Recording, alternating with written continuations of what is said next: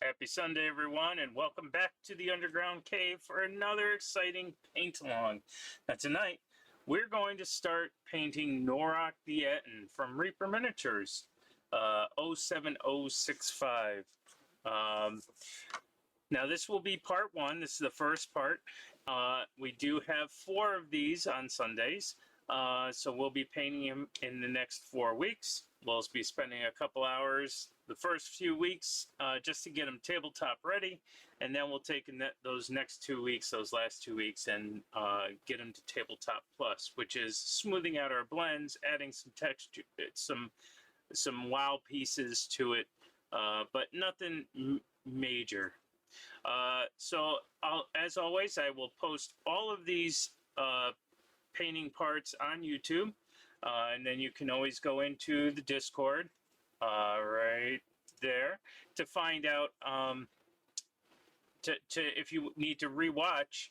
I save the paint along so that you get to paint along if you haven't gotten your Nor'rOkk the Ettin yet, or if you want to wait till you get the paints that I'm using to paint these. So these paint alongs are just for you to grab a miniature and start painting along, whether you want to use the techniques I'm using, the paint colors that I'm using, or if you want to actually paint the miniature that you've had. Maybe you have Nor'rOkk the Ettin from Reaper in your repertoire and you don't know how to paint them. You can always wait to see if I'm going to paint your miniatures. There is a programming note I do want to give that next Sunday is celebration for all mothers out there. So on Tuesday, we'll do the second part of this, or excuse me, the Tuesday after Mother's Day, we'll do the second part of this. Tuesdays are our technical Tuesdays over here, so what we'll do is we'll do about an hour of the technical Tuesdays, and then we'll get right into getting the second week for painting our Nor'rOkk the Ettin. So that will be the, let's see, 12th, 13th, 14th, right? May 14th, 8:30 to 10:30 on Tuesday to make up for the missed Sunday for this guy. So if you have your paints and you have your brushes and you have all your other tools, let's get painting. All right, so I did update the color palette up on my Discord page. So if you don't know what we're using, I will go through the paints like always. But here he is. Now I didn't have any black primer, and I didn't get the airbrush running today. So what I did is I just kind of quickly primed him white. And then the brown that you see here is just a brown wash, just so that you can see all the details of this. The brown wash doesn't mean anything for this. I used a brown wash because we're going to be painting a lot of browns, a lot of greens, and flesh tones. So like I said, the brown doesn't mean anything. It's just to show you all of the texture that's on this miniature. I kind of like this miniature for that. It's got wood grain, it's got fur, it's got skin tones. It's got a lot of nice stuff here that we can play around with. So it's a great test model. It's a pretty big test model, but I kind of like it. So if you're new to painting or you want to get into miniature painting, I would suggest grabbing yourself one of these. You have 2 faces on it to practice your faces. And yeah, so we'll get started with that. But let's go over the paints that I'm using and the color palette that we'll be using for today. And one of the things that I'm going to start using is some Demonette Hide. This is a purplish gray. It's a dark purplish gray, and I'm going to use this for the undertone for the skin. And each time I use this for the skin, I'm going to be adding in some rosy ivory. So we're going to be taking 2 of these flesh tones. This is going to be my shade. I'm going to keep adding in the rosy highlight to kind of bring out the flesh tones, and then we'll go in and we'll start highlighting some of that with some ivory. So there you go, Citadel, Demonette Hide, Reaper Miniatures, rosy highlight, and Monument Hobbies Bright Ivory. Those are the paints that I'm using. You just need to get yourself an ivory, a flesh tone, and a purplish gray. If you don't have a purplish gray, you can always mix it by mixing gray and purple.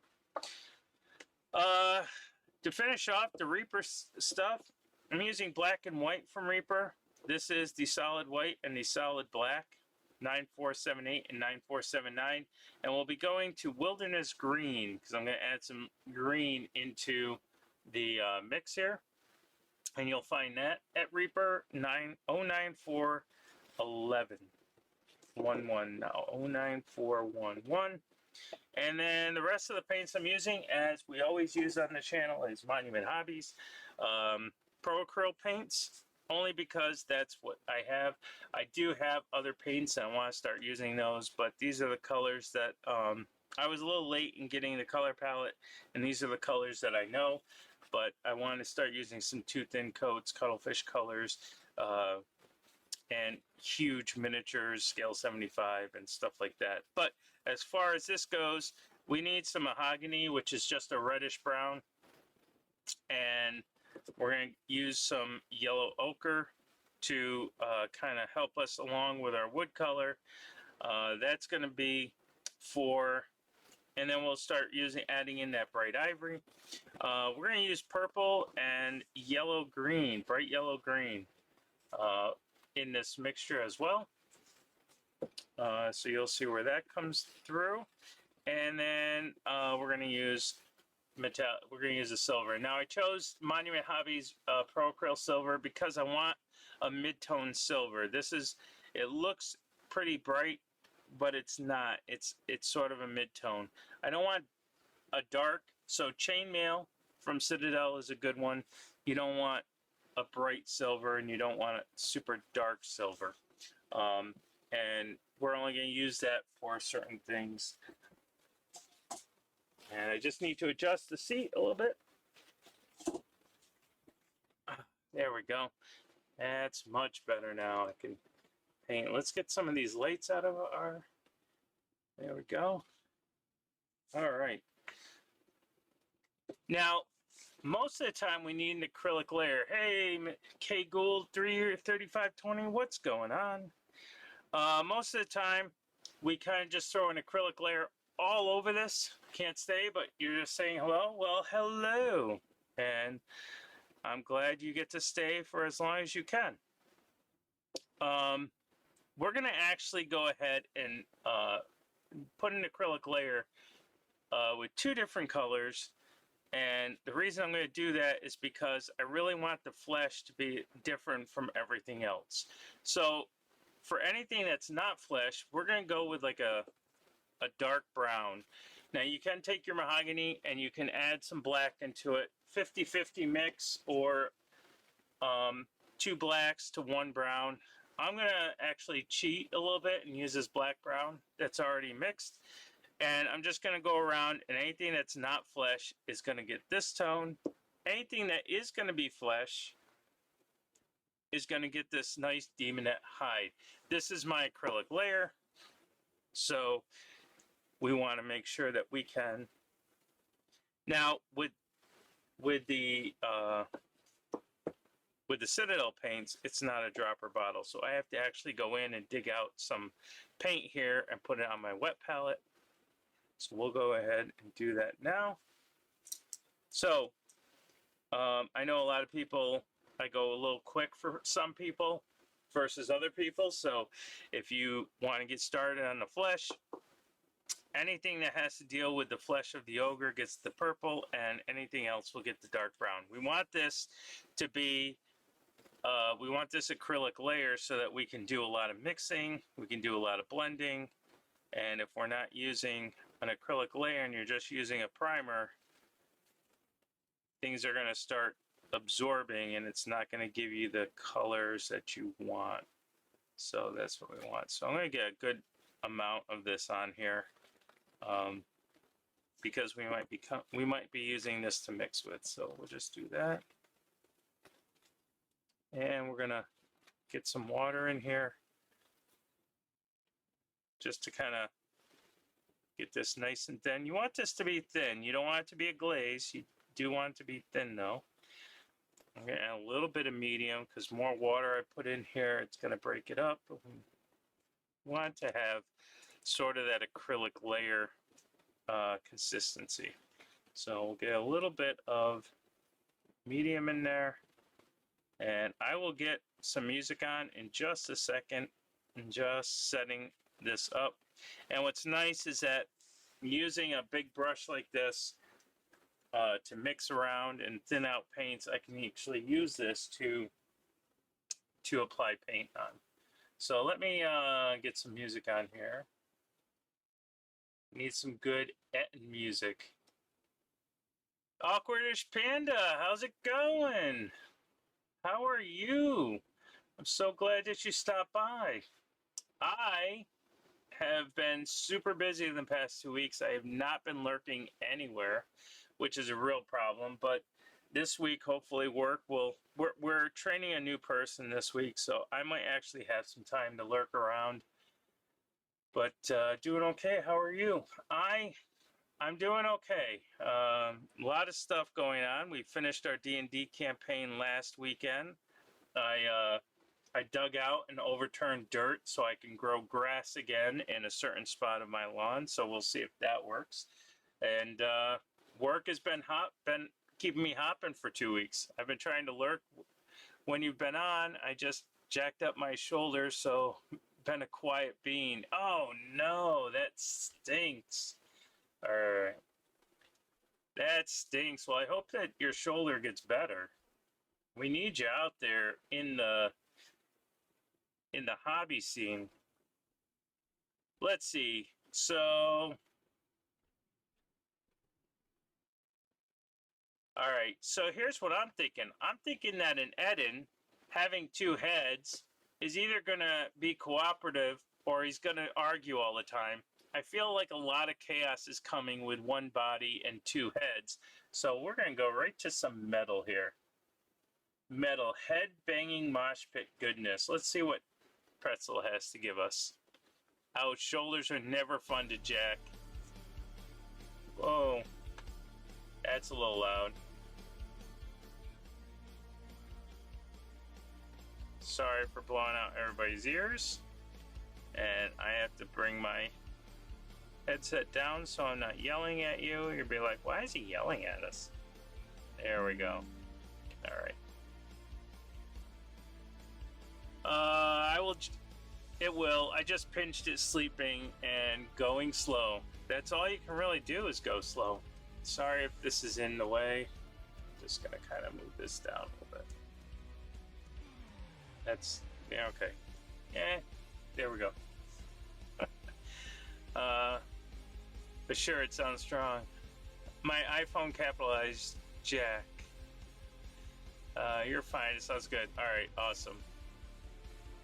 All right, so I'm going to take this big brush that I just did a whole bunch of thinning, and I'm not using a lot of water, but you want to use some water and some medium because all of acrylic paints has that. And we're just going to go right in. And again, like I said, I only washed this with a brown because I wanted to show you all of the pieces. So if you ever want to teach somebody how to mini paint, tell them to get this model because it's got everything. It's got flesh, it's got fur. And so all I'm going to do is just go around, and I'm just going to move this paintbrush around. And again, it's just the acrylic layer we need, so you don't have to be super careful with this. But you do want to get a nice smooth surface, so don't take your brush off it a lot. Try to keep it on there as best you can. Just moving the paint around. You got a lot of paint on that brush. And just move it around, move it around. Now, all this is going to do is it's going to dull a lot of the recesses. So it's going to look purple on camera, but it's a purpley gray. And we kind of want the purpley gray because when we start adding in more of the shades, it will eventually just kind of mute itself out. So you don't want a strong, vibrant purple. You want something muted.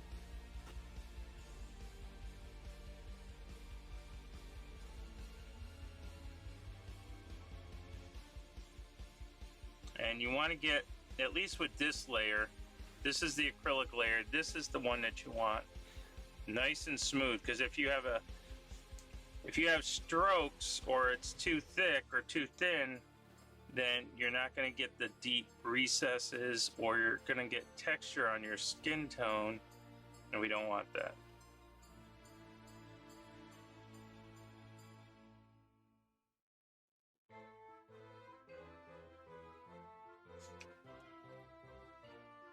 Now, a lot of times what I'll do is I'll actually use a very dark color on a very bright color to figure out where my deepest recesses are. But here, I'm actually going to paint in all of my deep recesses and then build up from there.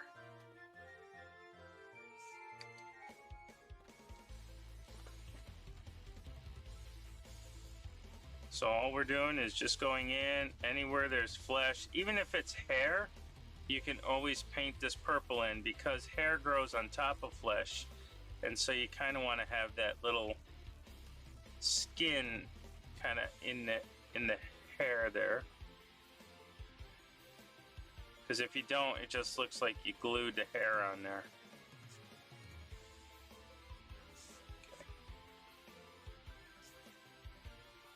I know what you're saying. You're saying, I don't want my skin to be purple. It's not going to be purple. What this is doing is it's giving me my contrast so that you can see the muscle textures as we go.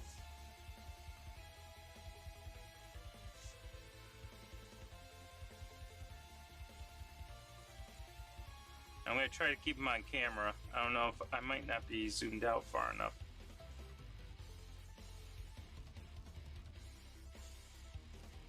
But this is what we're going to do. All the skin tone is this acrylic layer. We're going to let this acrylic layer dry as we go into our brown and put the brown everywhere else. So it's a two-toned miniature.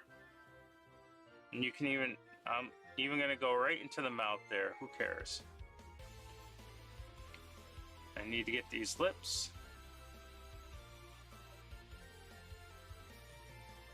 So let's get all of that stuff in there. And the other thing here is if we did this in a black primer, we could get away with missing spots. But I feel like when you have flesh tones, if you're doing flesh tones, you really don't want to miss spots. So why not just prime it white so you can see if you're missing any spots.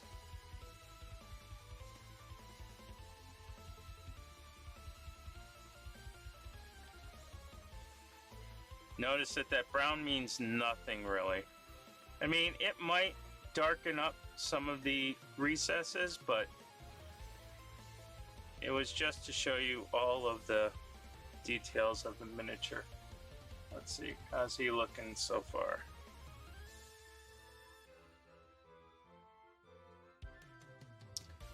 Let's do this again. Let's add some paint in here and a little bit of water in here.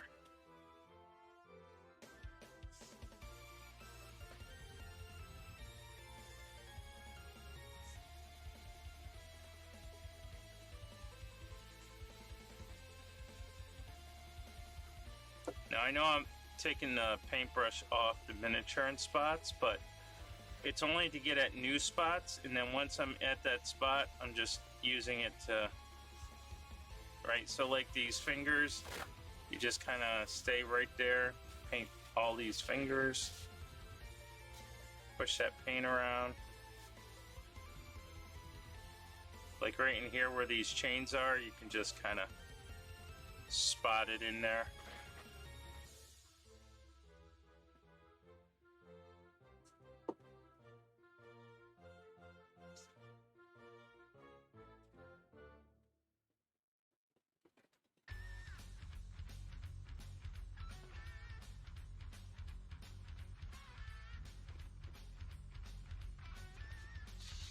You're good. I'm eating a little dinner while I hang out, and then I'm gonna prime my Mecha May piece. Mecha May! Yeah, May the Bust, May the 4th. So what is it? Star Wars month, Mecha month, Mermaid Month, May the Bus Month. There's a lot of stuff going on. I don't think this Ettin falls in any one of those. I think I have to do a better job of picking the models that I paint each month.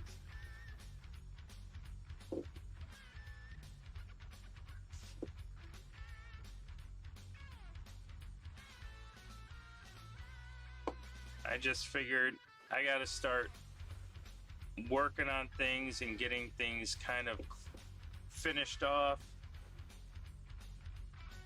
and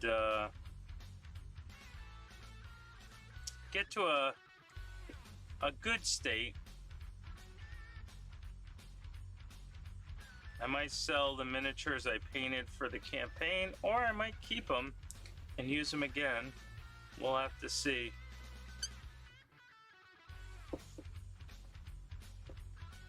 Alright, last leg here, and then we'll do a final check to make sure that we have all of our flesh tones. And it'll be cool because once we get to the brown acrylic layer, all of this should be dry and we can start working on the flesh pieces of this.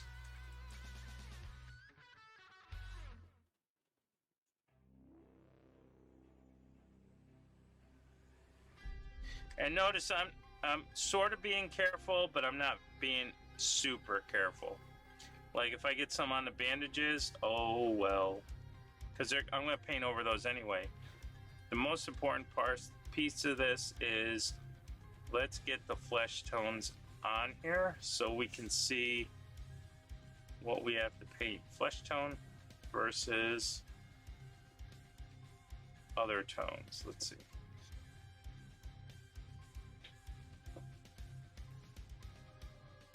He's got fish.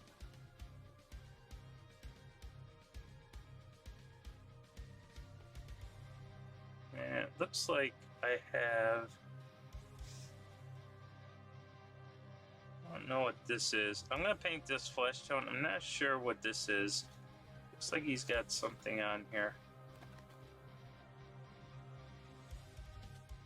This is flesh right here. I'll get a flesh tone in there.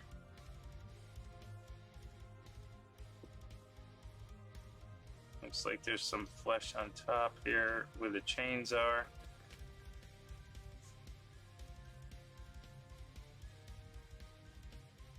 Oh, look at that big mess right there. Whoops.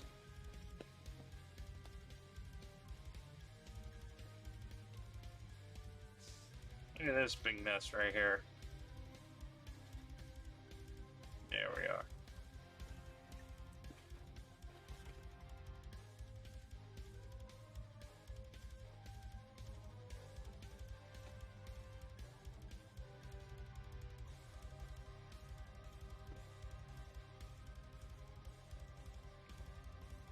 Right here, where his hand is. You do that. Alright, let's take a look at him and see any spots I missed.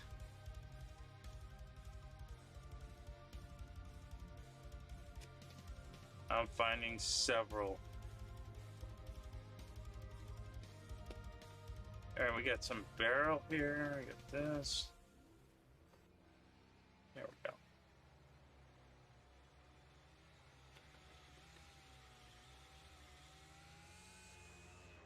Make sure we got the lips.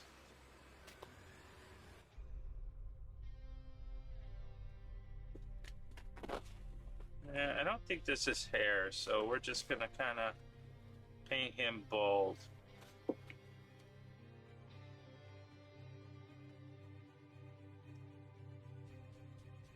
Alright, here we go. I'm gonna go, but always cool to see you paint. Alright, K Gould 3520, have a good night, and we'll see you behind the brush. Alright, so I have to fix my camera here. I think I might have messed up my camera. Let's see.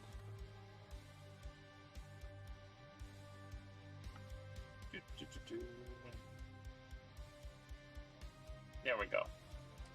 Apply. Alright. That looks better.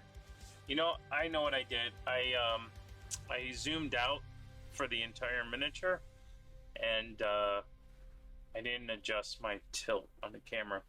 Alright, so as promised, we are going to go, now that we did that purple gray, we're going to go right to that dark brown. So if you haven't mixed a brown and a black together, try it 50-50. If that doesn't work, add another spot of black. It should look dark brown. It shouldn't look black. It should look dark brown. And once again, we're going to take this. We're going to take our big brush, and we're going to take some medium. So I'll do 2 mediums, because I'm going to put quite a bit of dark brown on here. I'm going to also do a couple shots of water. And like I said, we want to thin this down, but we don't want to glaze. We want it to be a thin paint.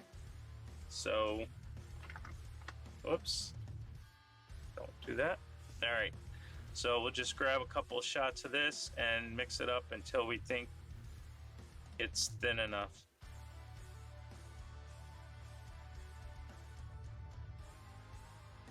You want to always have control of the paint. That's the thing.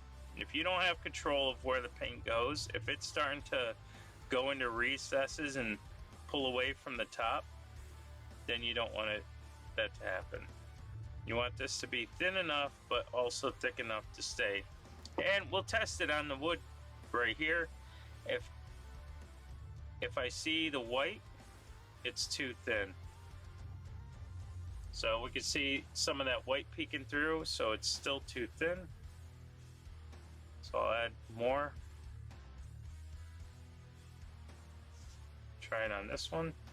Yeah, see the difference? I mean, it's still thin, but you're not going to see a lot of that white. And then just make sure, if you're using the big brush like I am, you just go slow where you need to go slow. And don't get any of this on the flesh, but you can get it everywhere else.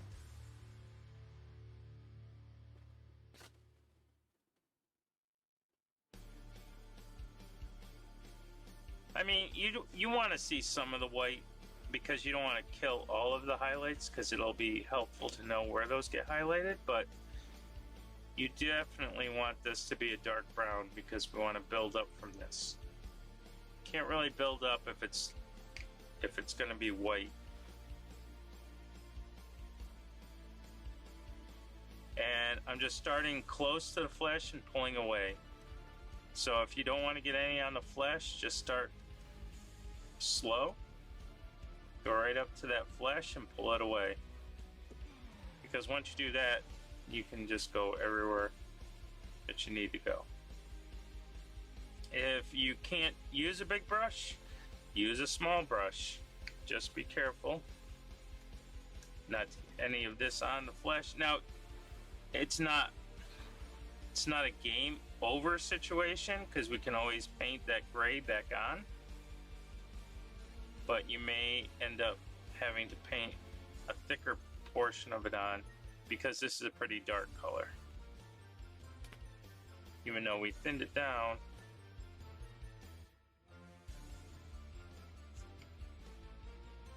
again, all we're doing right now is just getting an acrylic layer on, so when we start blending and we start mixing, things just start working for us. If you want to wash or glaze anything, you gotta have this acrylic layer on. Just a simple primer is not going to be a good glaze, because the primer just kind of soaks everything up.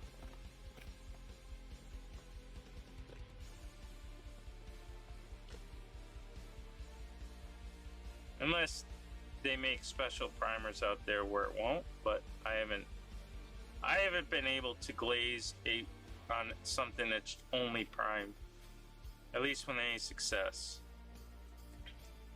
Maybe other people have and they can teach me, but I have not. The other thing with thinning this out is that I can get deep into those recesses, which is kind of what I want. I want this dark color in those recesses. Alright. And now that we've done that, we'll just do everything else. I'm going to do the back of him with a big brush, and then I'm going to actually go in and change brushes to get towards the front where the bands are, the plate is.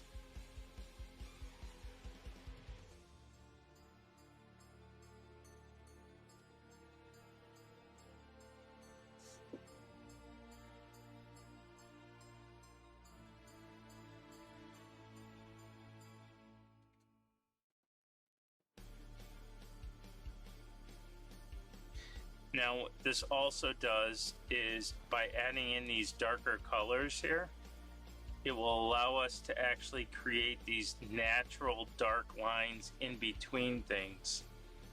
So if we need to, which you're going to see on the fur, that there's the skin portion of this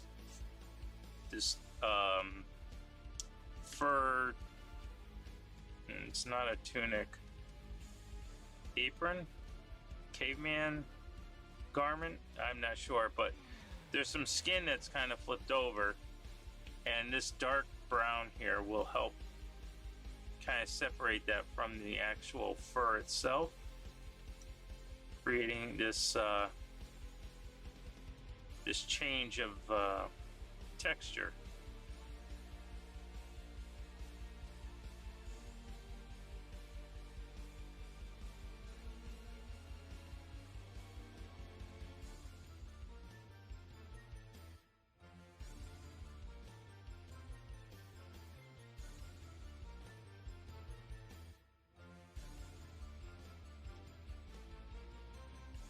Hopefully I'm still on camera for people to see.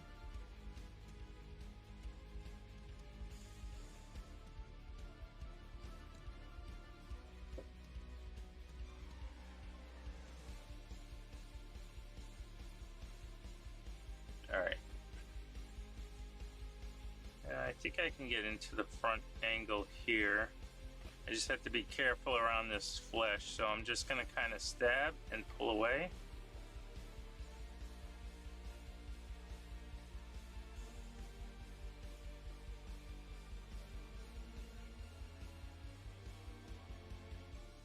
Stab, pull away. Again, I got this from Reaper Miniatures, and hopefully my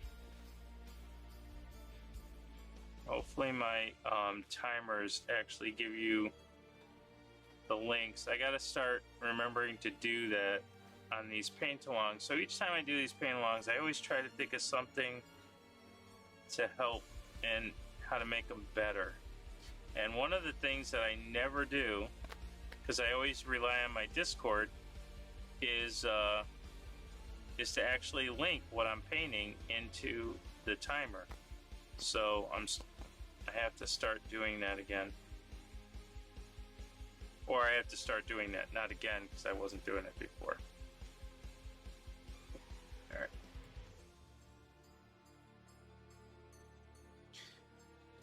This also has rope in it and metal chains. I'm starting to really enjoy this piece. It's got a lot of different textures.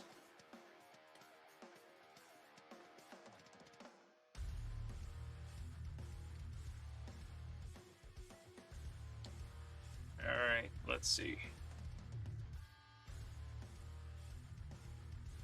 Make this brown here. Not that it will ever stay brown. Might paint that black down the road. The reason I chose brown to be my acrylic color is because brown contains a lot of the colors.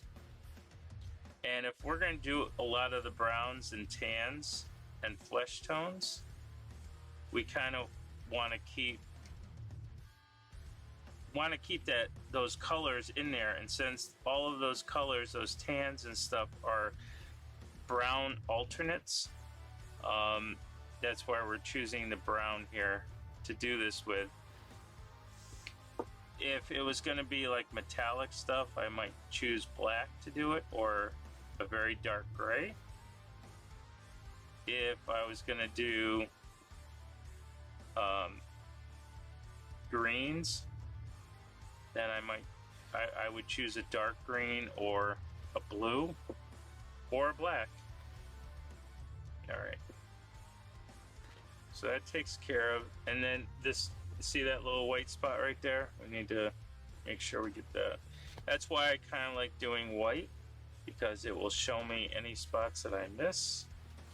All right, I think at that point, you know what? I think at this point we're gonna go right to a smaller brush.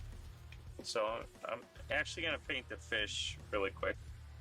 I don't know what colors we're gonna paint the fish yet, but these brown into those scales will look pretty good. I could get out the turbo paint. I probably should have got the turbo paint out and made those scales look like they're luminescent.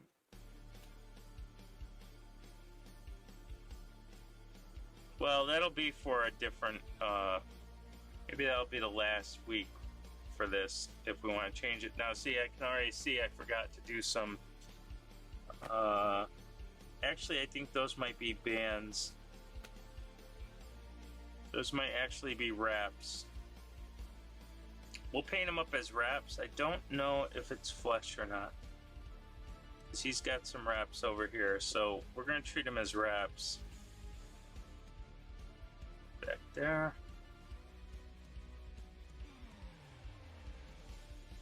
Alright, looking down here. Nope, see? I already messed up, right? That's alright, we're going to take a smaller brush anyway. So let me clean this brush out. We're going to grab a new brush. Not a new brush, but we're going to grab a smaller brush. Something like this. And I'm just going to go in really quick and get these, this flesh in here.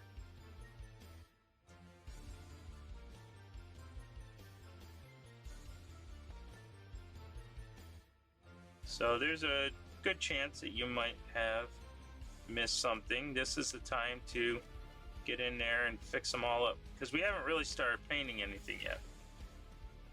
We're just getting set up.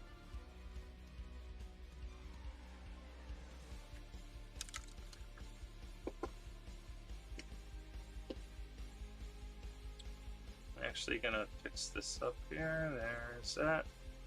I'm gonna paint. I think there's some flesh that needs to be done right there. I don't know.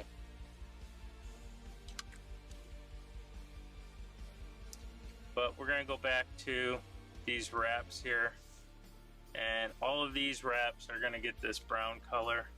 Now for this, I'm just gonna kind of stroke it to the direction of the wrap. So like don't go perpendicular to the wrap, only because if you accidentally get any on the flesh, it'll kind of go with the wrap instead of going against the wrap. So it'll just make it look like it was part of that part of the wrap there. All right. So I'm just looking for areas that this wrap goes in, since I painted the flesh on top of it. That's the only danger of painting and missing spots, is that you just don't know what becomes flesh and what becomes wraps. But just careful inspection, you'll find it.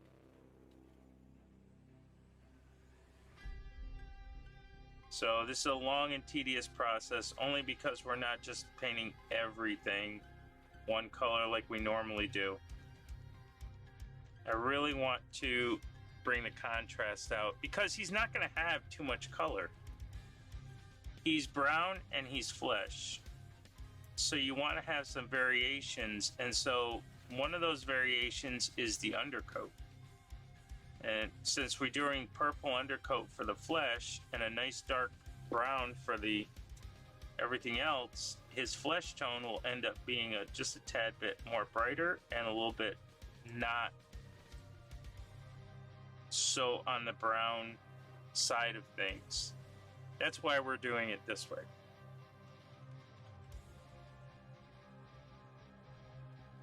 Now you could have a green Ettin, you could have a blue Ettin, you could have a purple Ettin, and it would be different than, you know, we could do white fur for the his clothing here.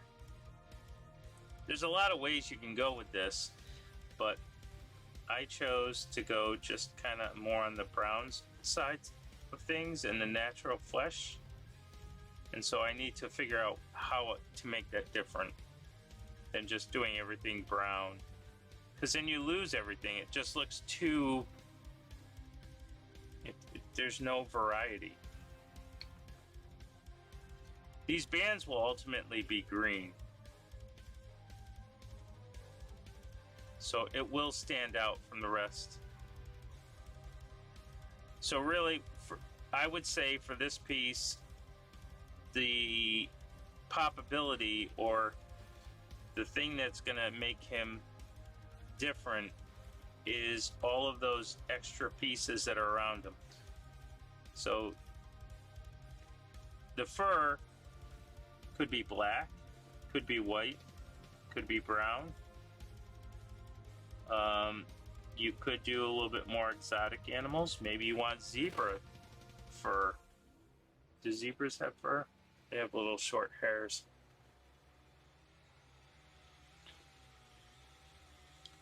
So all kinds of things you can do. Name of the game, though, is to build enough color contrast for table miniatures. Remember, this is just for tabletop. We're not doing this as a display piece yet. Well, not a display piece. We're not doing this tabletop plus yet. You have to go tabletop before you can go tabletop plus, which means all of your colors need to kind of be in place for tabletop. Now, that doesn't mean you have to paint tabletop first before tabletop plus, but what it means is that you should already have an idea of where colors are going for tabletop plus. You shouldn't be thinking, what color should I put over here now? That should all be mapped out. Even if it's like, you know, I want to give him icy weapons and I want to make him be in the snow, your fur is going to dictate that. So are these bands. Maybe these bands are black, or they are blue. Maybe you give your flesh tone an icy blue color.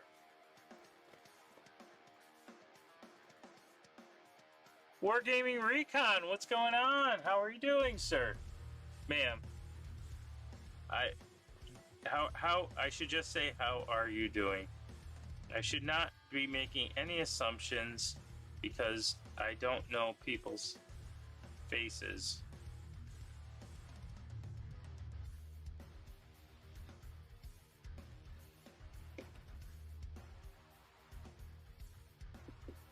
I'm so excited to see you. Well, I'm excited to see you too. How's it going?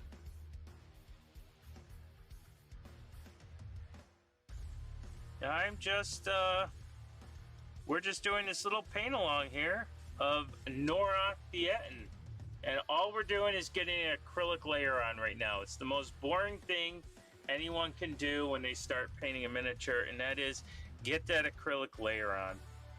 After you prime it, or if you buy a primed miniature, get that acrylic layer on. That acrylic layer is not only going to be helpful in blending, but for glazing, for wet blending, whatever it is, get that acrylic layer on. If you're washing, if you're using contrast, don't just paint right over the primer. When you want to do certain things, get that acrylic layer on first. And usually it's the darkest color you can go with. And in this case, it's not always black that you want to go with. You want to go with something that's going to reflect your color scheme. So we're doing a little bit of purple, muted purple in for the flesh tones. And then everything else is getting this brown color. We're going to make this muted green bandages around. We're going to, you know, like everything else is brown on him. Well, you know, the thing that I'm going to do, since his teeth are going to be sort of a yellowy ivory color, let's just get brown right into that mouth. So I'm just going to kind of move this paint around so they don't get on the lips. And we'll see his nice big smile. Look at that. Nice big smile right there. And this guy's showing off everything. Doing a nice little war cry. And I like this piece. This can be, you can put this guy anywhere in a D&D campaign.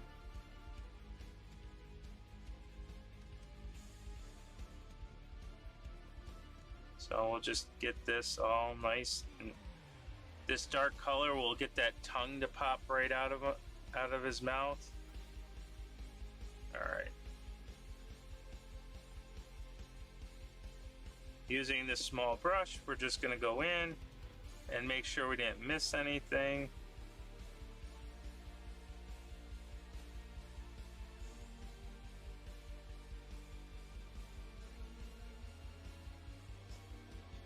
Now, as far as the chain goes, I think I'm going to do the chain black. We're going to actually get black in there, so I'm going to do that.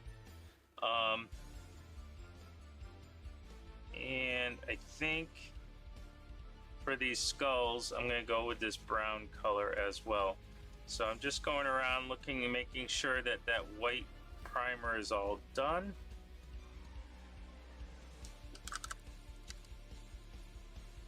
I'm going to grab a bigger brush right now. Doesn't have to be a huge brush. You want something, this one's a Reaper 1. It's a little bit bigger just to hold a little bit more paint. And I'm just going to get right onto those skulls. Don't worry, those skulls will end up being a little bit brighter when we go. But we need that contrast. We need that dark. This dark is a framing, if you really want to know. I'm just using it to frame things. So like the skulls is a different texture than his skin.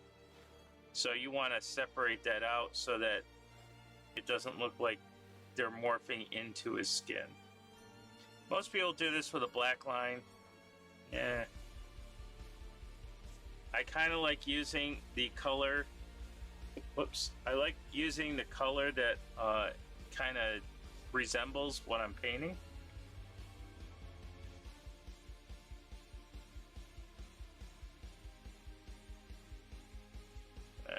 Twist and drag, get my point back, and I can get right in there. Okay. Again, if you end up missing and getting on the purple, that's totally fine, because he's not going to be a purple Ettin. This mini is looking really good. Who makes the holder you're using? This is Game Envy. Game Envy makes this holder. It's designed to use bottle caps, but they do give you some other holders. They also have this indentation that you can, they give you some cork tops to pop right in, and you can, if you want to put cork or if you pin things to cork before you paint them, you can do that. I've also made cork bottle caps. So, whoops. Most of the time it's a Coke product. So you just kind of twist it right on there. And there you go. But there's a lot of people that make hobby holders. The thing I'm known for most is my film cases. So we have a place that still develops film. So I have these guys here. This is just a film case. And so I'll use them for that. I just put some double stick tape on and my film case. So we call it the Film Case Brigade here. So you can also do that. That's pretty cool. I have one of those GW ones when it first released. You mean this guy? Right? I got that on here. The only thing I don't like about these is it only works for like the bases of Citadel. I'm not a big fan. Like, if I put them on a base, it holds it nice. But that Games Workshop is not going to hold something that has an irregular thing. I would have to put this on a round base in order to get the Citadel one to work. So Citadel works pretty much for Citadel minis. But I like the film case or the Game Envy because I can do anything that I want with these. So yeah. So there's that. I have a bunch of them. I don't have the magnetic ones. I have some local magnetic paint mini holders. Excuse me. That has magnets to them. So instead of twisting them on, they stick on through magnets. But I don't have any of the professional ones that you see people use. They'll put it right down on a metal plate, and then they can just punch the mini in different directions. That's pretty nice for people that have shakiness. They can't, if they're shaking and they can't hold the miniature, it's nice to have it there. They can position the miniature where they have to actually paint, and then they can do what they want. Thank you for sharing the information. I appreciate it. Yes, the Chonky Boy. The Chonky Boy, yes. Anytime you have any questions, feel free to ask. I use a lot of supplies and I use a lot of paints because I want to give that first-hand knowledge if I have it. I don't like doing the second-hand knowledge, only if I haven't experienced it, because people use things in different ways, and it may work for them and it doesn't work for somebody else. So I like to see what works for me, what doesn't work for me, and that way I can supply you with some accurate information as opposed to second-hand information. And if I don't know the answer, I'll let you know, and then you can find somebody, or I can point you in the direction of somebody that would know it. But so this looks like rope here. I will say the only issue I had with this and with the Reaper miniature, and I want to say it always happens, but I noticed that because I had to buy a couple secondary, like I don't have two of this gentleman, but I did notice that the Reaper miniatures, as consistent as they are with their paints, not so much with their molds. Their flash lines tend to be different, and so like I can get, so up here the rope around his neck was a little ragged. It's not as nice as this rope is on his back. And if I was to get this miniature again, I bet you that rope up there would be much better sculpted and not be so ragged. So that's the only thing with the Reaper miniatures is I don't think, and they're doing like so many of them, that I just don't think, like it's never going to be the same going into, you're not going to have to clean it up the same way. Like, I could show you how to clean this miniature, but you may not have the same stuff that I have to clean up. Or maybe there's something wrong with one of your faces. So that's the only thing I noticed with the Reaper pieces. But I absolutely love this miniature because it has everything. It's got the hair, it's got the wood, it's got the chain, it's got the fur, it's got the skulls. So let's see, I'm gonna go right to my black. And that is not my black. Where is my black? This is my black.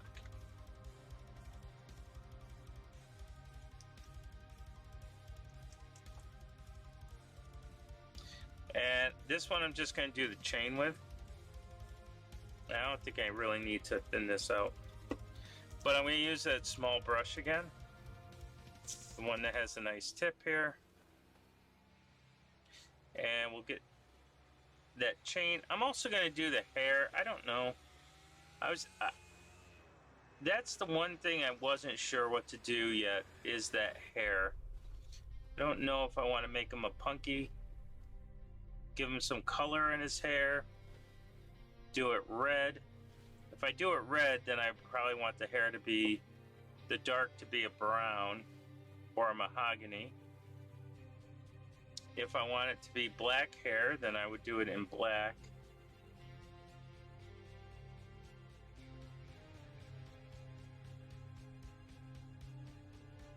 So I have no thoughts on the hair just yet. Don't worry, there's a lot to paint on this guy, so we have a lot of time to figure that out.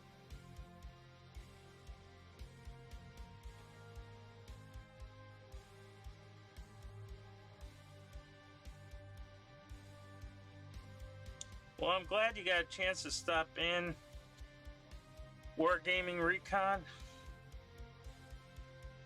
Glad you had a chance to catch the stream. This is a paint along. On Sunday nights, we do this paint along. Eventually, I'll go on to Thursdays. I'm going to be changing to Thursdays only because of the summer that's coming.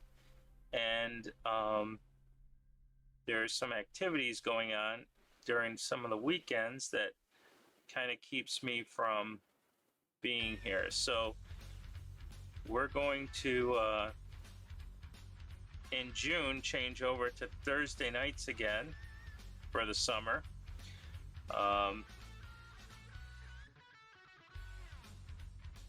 And we do these with the Discord. I put down what miniature we're doing, and I give a basic color scheme. Now, I don't do armies because I don't want to dictate someone's army. But if they ask me to do a certain color scheme because they want to see how it would look for their army, I'd be more than happy to do that. But I kind of just do these one-offs so that people can use them for all kinds of things.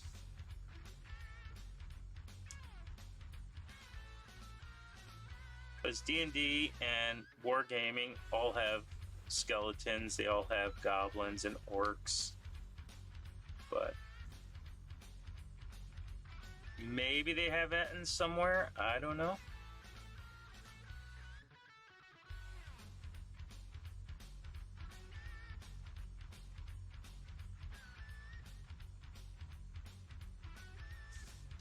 So I always do my metallics and my brightness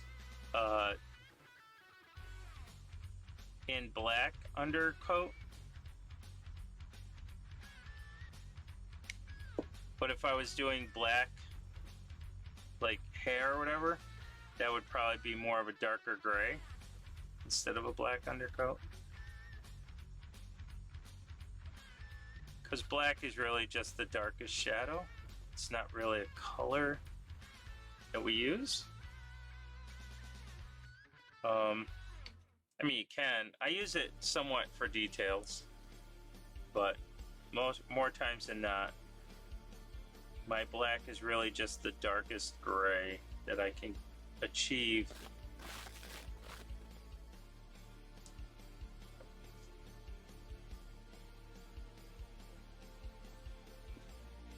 And so all I'm doing right now is putting this off on the side, and I'm really just taking my time, making sure I don't get any on the flesh, and kind of creating this dark line around the chain.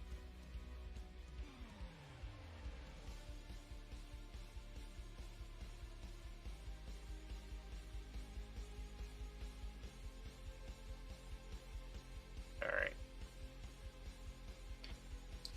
So there we have our chain. We have everything we need brown.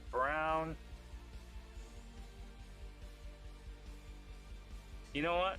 I think I'm gonna actually do this. I'm gonna do the trim of this in metal. So I'm gonna give this a nice black undercoat.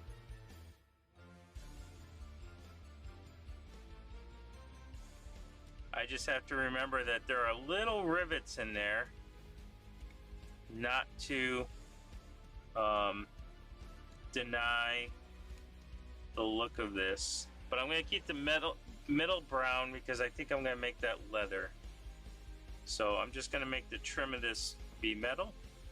So let's make that black.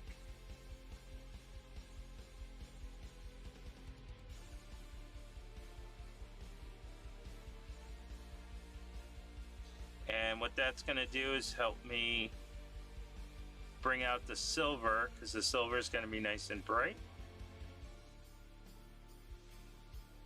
And then I'm also going to turn the miniature and hit this bottom right here.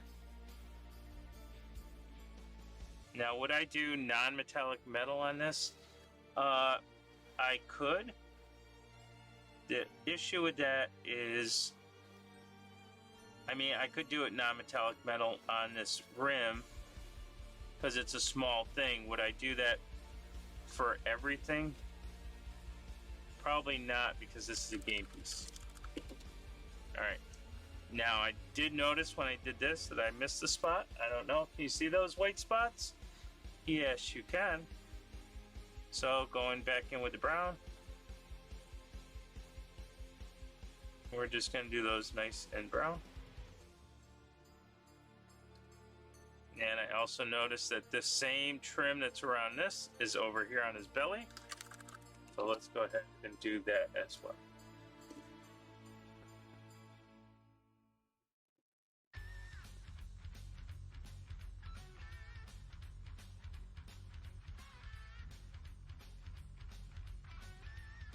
This is what I like about white primer versus black primer, is that it will show me where I missed that acrylic layer. Now sometimes for beginner painters I say no, prime black, because that it will hide the details that you missed. But then when you're doing something this large, or you're doing something that you want nice and bright, that you might miss something when it's black, and then it won't look right. And so all I'm doing is trying to get certain spots to be fully covered with the acrylic layer.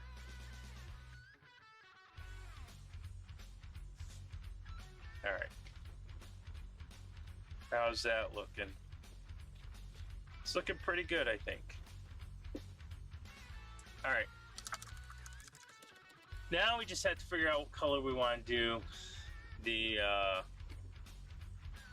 beard and stuff. So I'm going to call it safe and use the black brown here. If I want to go black, if I think it just needs black, then I can paint it black. But if I want to do a different color, then I don't have to worry too much, because that color should be in this brown.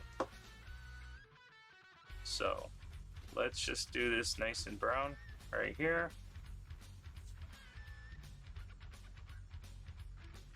Do this nice and brown. And remember, don't get all the way up on the lip. His beard goes under his lip, so you'll get to see that momentarily, just as we paint away from the lip. So I'm just kind of going around the lip like this, right? And then painting away. So every time my stroke goes away from his lip, I don't want to get it on his lip.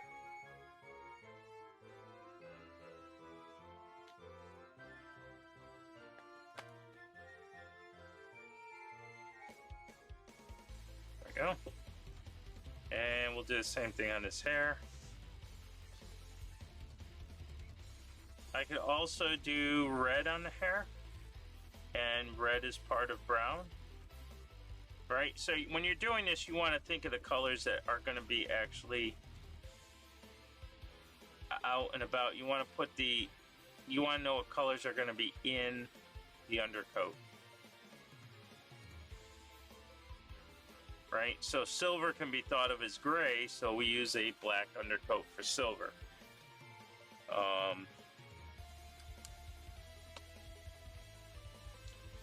So I do want to add some black in certain areas, so I'm going to add black to all of the pieces sticking out of the club and these spikes. And the reason I'm doing that is because I think I want these spikes to be more stony than bony. So we're just going to get black into these little spikes. I'm going to make these stone, and then the other ones can be either flat stones or metallic pieces. If I was going to go with like a bone or a tusk or something of that nature, I would keep these brown, but I don't want to do that. It might look cool, and it might actually be better in the composition, and it won't be out of the realm of possibility to change it. But for right now, I think the more color variations that are going to be in this is going to kind of make it read nicer, and not so much brown that's going in. All right. And last but not least, all of these little flat guys here. So I know this has been a very tedious session, but I think once we get all of this preliminary stuff done, it'll look great for the table. So just twist, paint the flat side. You can worry about the edges afterward. I just want to get all of the flat edges here.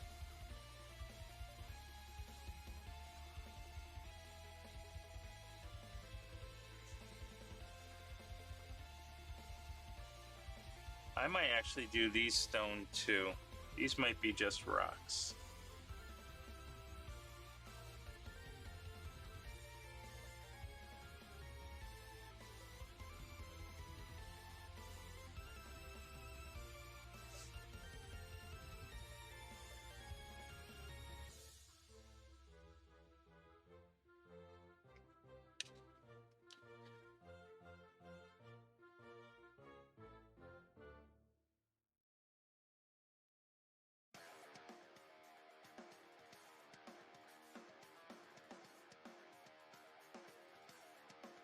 All right, just going on the top now. Look at all that detail in the wood. We're gonna have a lot of fun with that.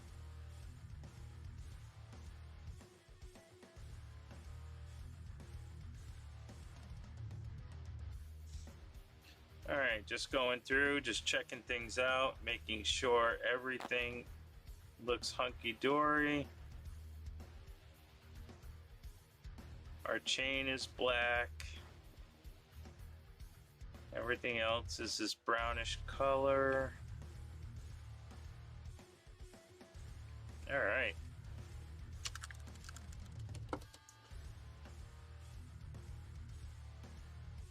Now now the next thing we have to do is look at how we want to light this up. So I think for me personally, I want to get the two faces kind of lit. So I think you might want the light. I want the light to kind of hit over here,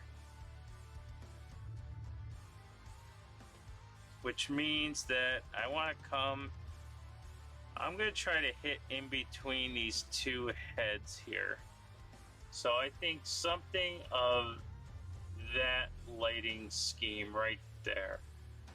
So pretty much everything up here will have a lighter color to it. Doing all of this flesh here. So I think that's kind of where I want my light to come from. All right. So I think we've given enough time for the flesh to be nice and dry. So here's what we're going to do with the flesh tone. We have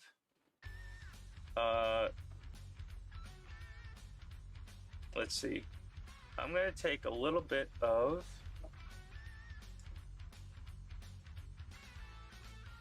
okay, so with flesh, we want to make sure.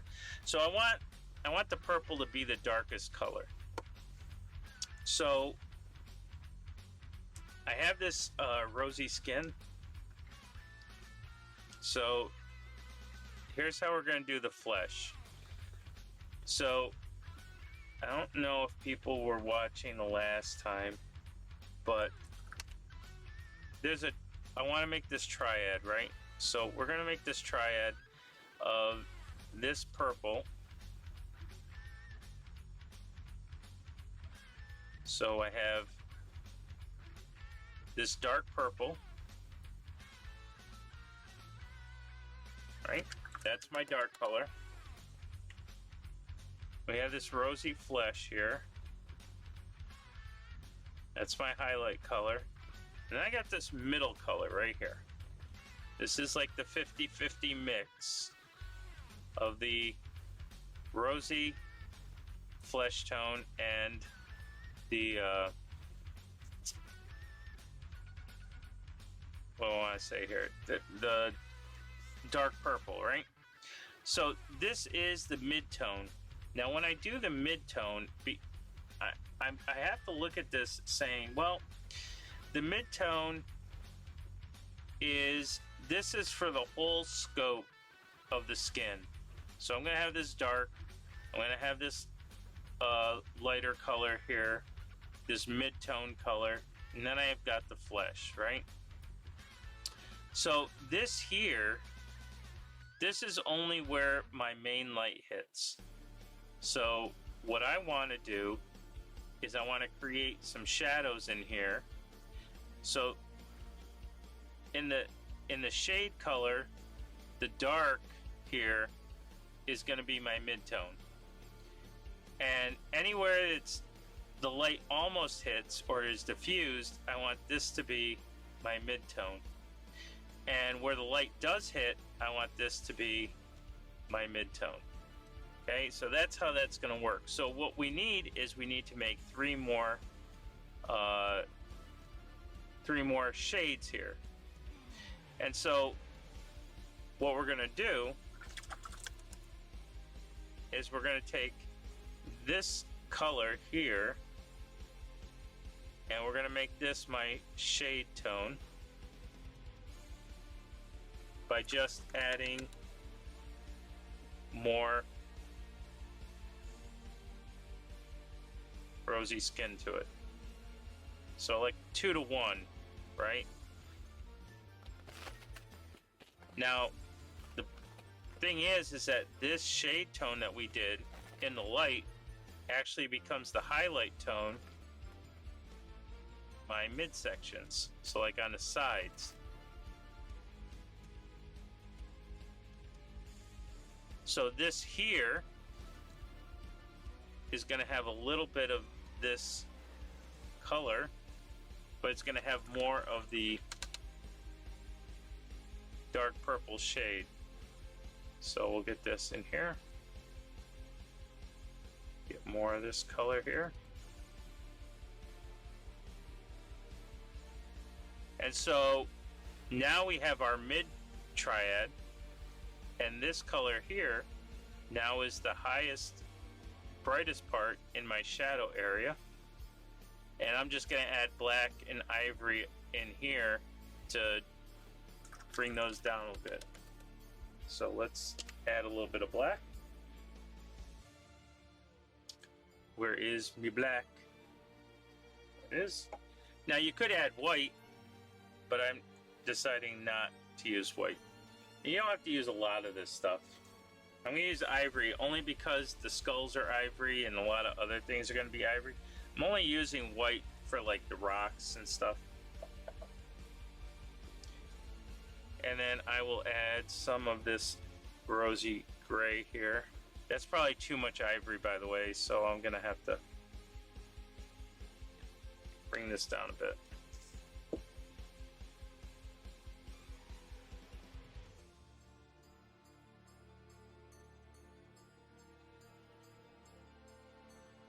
Yeah.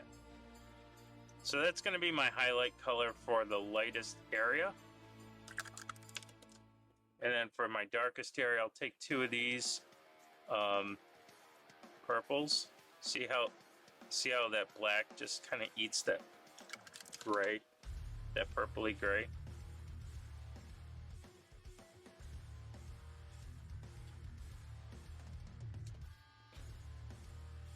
I probably shouldn't have done that.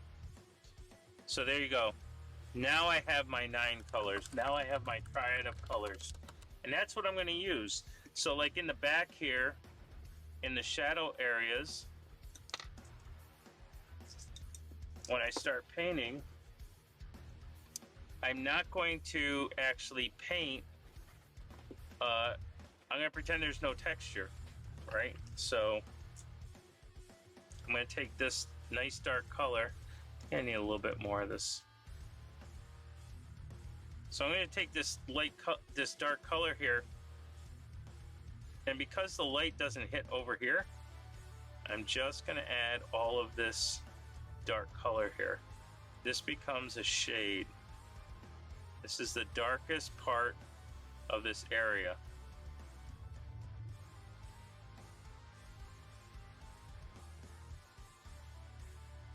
So like right in there,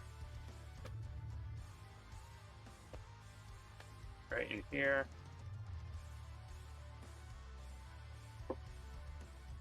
Right, so when I hold this up now the light may hit up over here, so I'm probably not going to do much more of this, but it may not hit this muscle right there, it may not hit this part of the muscle. You just kind of have to gauge it, right? So there's going to be a lot of shadow back here, so using that dark color back here, using that dark color back here,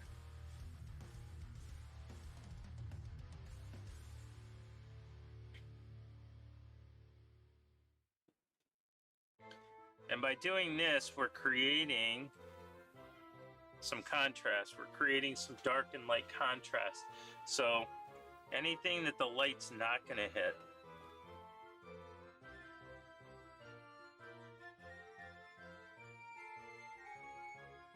and you can figure that out because you just look at this, and if you see any dark paint, then you know you went too far. We'll get some nice dark paint under here. There is, you don't have to worry too much about texture on this part of it.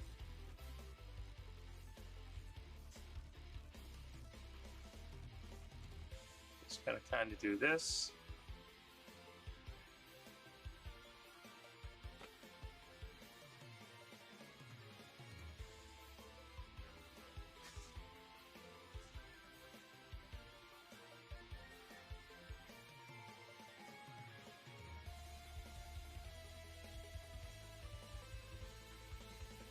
Go.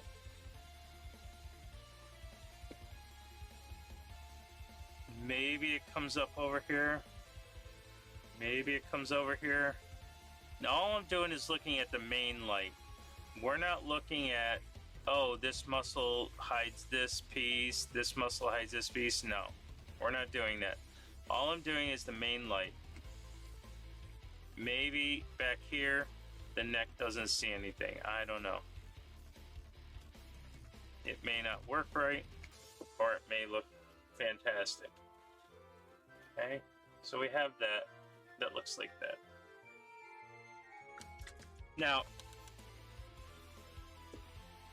still staying without looking at the texture, I'm going to use anything sort of in this range. This is my dark. I probably can get a little bit darker in there.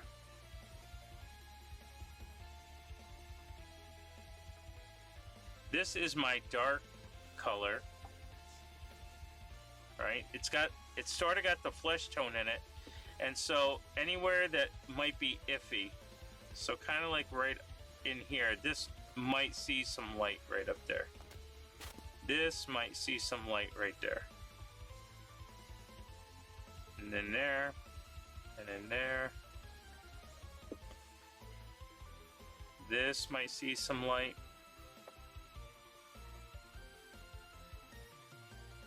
This might see some light.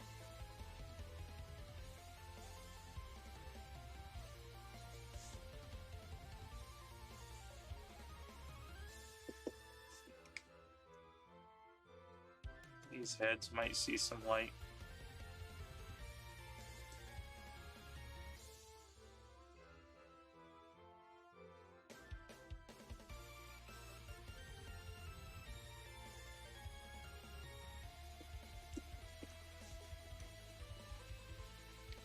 The sides, usually I do all of this on the sides. So all of the sides will get a little bit of light. All I'm doing is staying in the dark part of the triads. So these are all the shade tones of the 3 triads I have. And usually it's on the sides or anywhere that might see some light.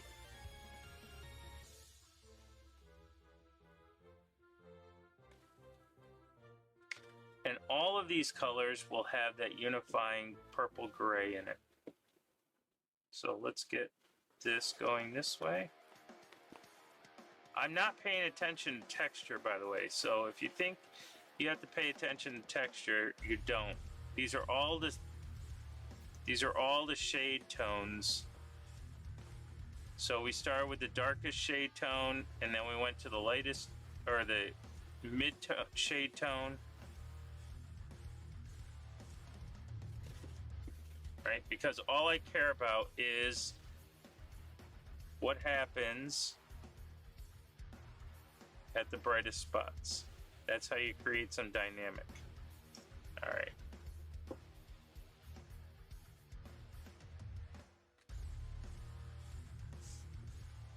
So let's get some right here. Get some right here.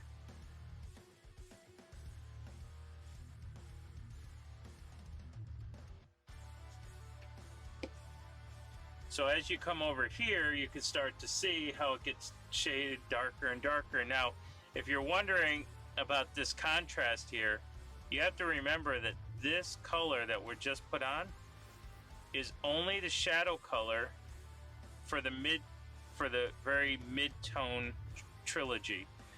It's going to be the highlight color for all of this darkness that we put in here. So that's what we have to think about. Now, where I want my actual light to come from, my main light, I'm going to use this shade from the lightest part of the miniature. So where's my lightest part? Well, that's right here.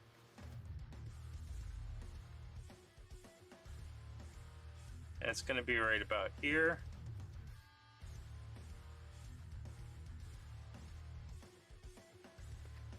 right? Probably the top and part of his face right here. Notice that I'm still not worried too much about the actual texture or specific pieces of this. I just want to know where this shade tone has to be.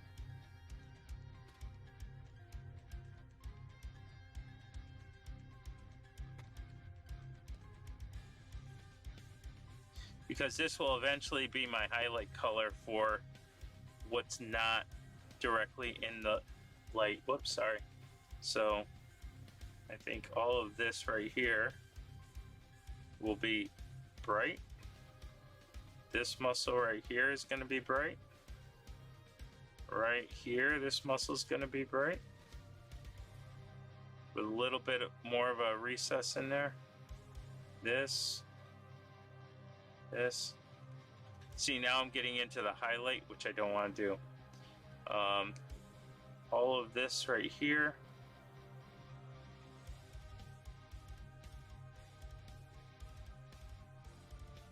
This part.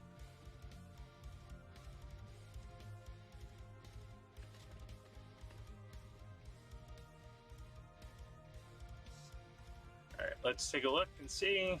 We got some legs here that needs to get some of this nice dark highlight color in.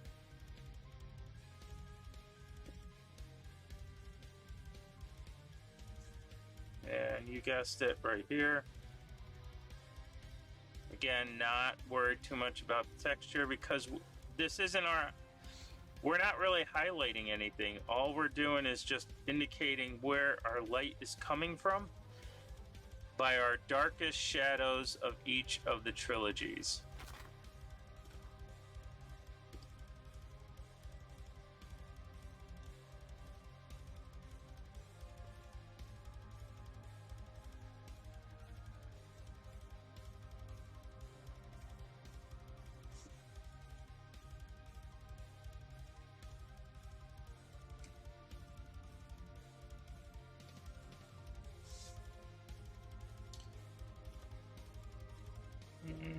I'm gonna actually go in here on this side of his neck with this nice light color.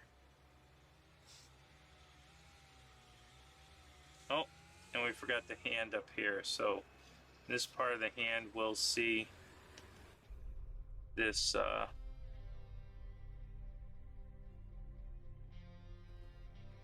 this flesh tone color.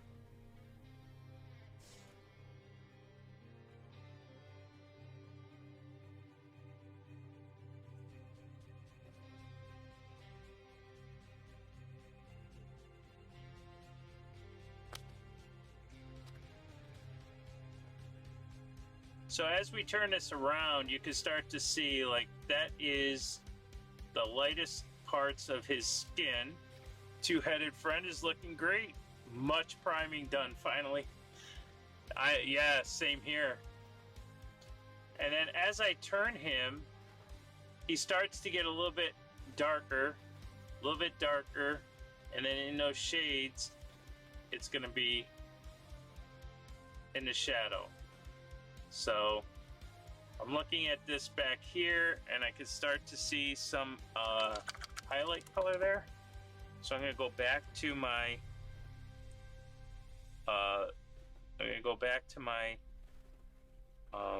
shade color over here. And I'm just gonna kind of indicate that that is not really where I want that to be. So let's see. That looks better. Looking better there. So from this angle, I don't see any real light pieces. And then as I come over here, this might need to be a little bit darker. So we're going to make this darker back here.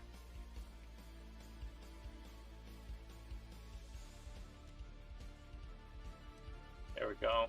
And then as we start coming this way, we get to see where all of that nice brightness is coming from.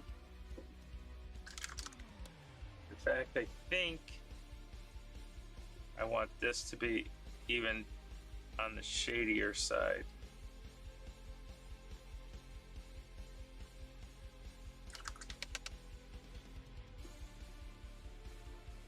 Let's see if we can get this to be on the darker side.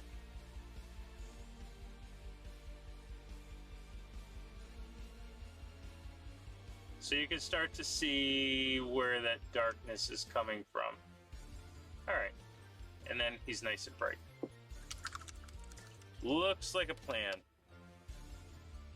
All right, so now you just choose which direction you want to go in. So either we start with the shaded area and we work our way up, or we start with the lighter area and we work our way up. So remember that this is the shaded area. This is anywhere in between that light might hit, whether it's bounce light or not. And then all of this right here is where our light hits. So I'll just show you really quick. We'll go to this mid-tone here. This is the shadowed, right? So I'm just gonna go ahead and start painting all of the muscle groups, getting as close as I can in to where the muscles actually happen.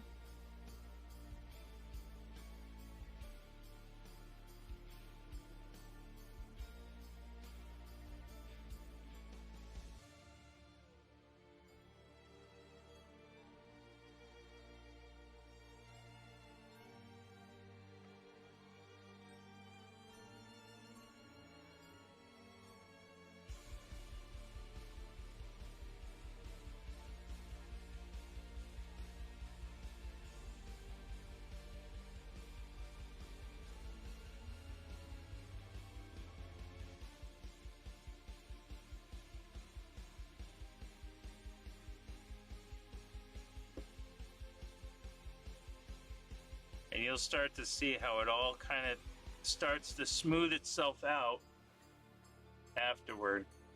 So all we're doing is making this the shadow part of the miniature, which means that the light is not hitting anywhere over here. And you don't have to do all of the, you don't have to get rid of all of that black, but you want to get rid of most of it. We don't want it completely into black. We want to have this to be more of a shaded flesh tone. So, I mean, it's okay to keep this kind of on the darker side, but I would say anything that points out, we shouldn't just completely leave that dark purple gray.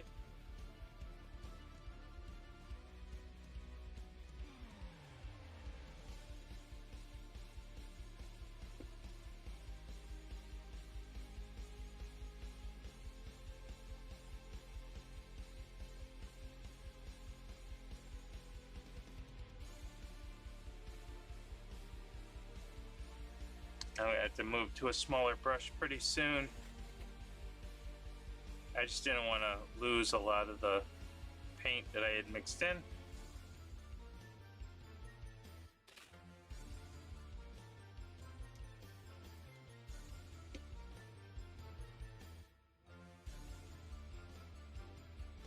All right. Let's go to a smaller brush.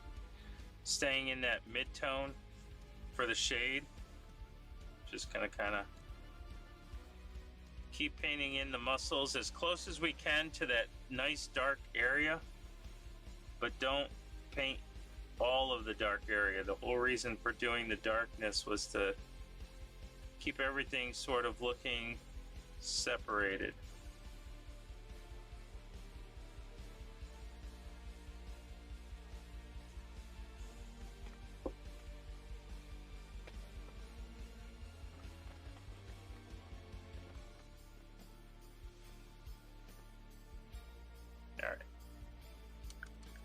So now you can start to see a little bit. Maybe you can start to see. Let's see. So all I've done now is I've just painted that middle tone right over this. Right? So this middle tone. And just, whoops. Nope. That's bad. All right, let's get rid of that. Okay.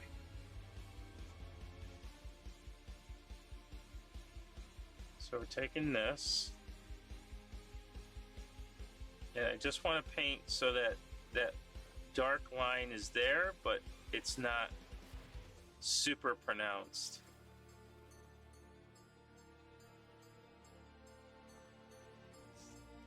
It's just supposed to separate from the rope. Okay. Now, to show you how this is working, this right here, this highlight color, is the shadow part of everything we did up here. And so if I just use this highlight color to highlight the shoulder or the muscles in the shadow, this does have some of that flesh tone already in it. And then we could spend time kind of glazing this out and smoothing this transition out a bit.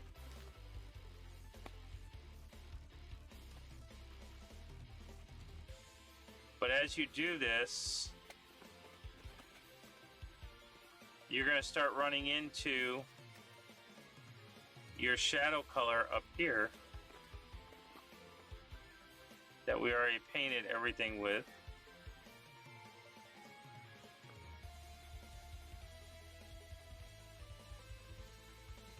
All right, so right here, I can see it right here.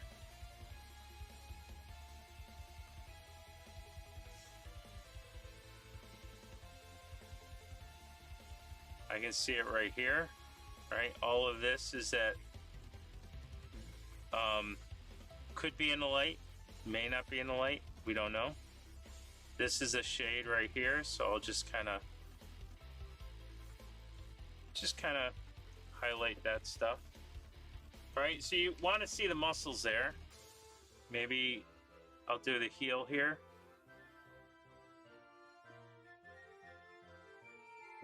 Keeping the bottom of his foot dark.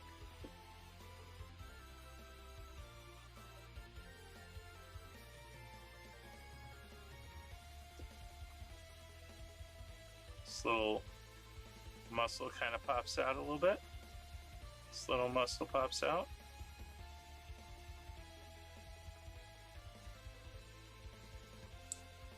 So right now it looks pretty bright, like, oh, geez, I just highlighted this and it's not in the light. No, what you've done is you highlighted the muscles that are in the shade.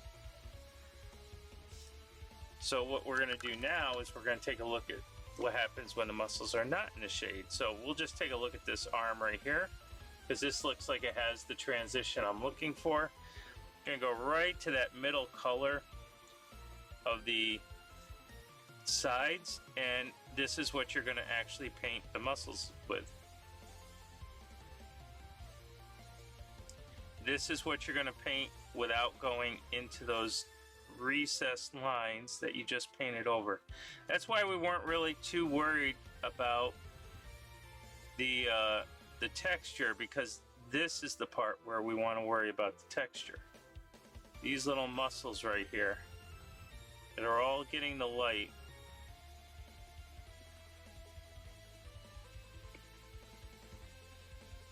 Right, so like right here, his ear.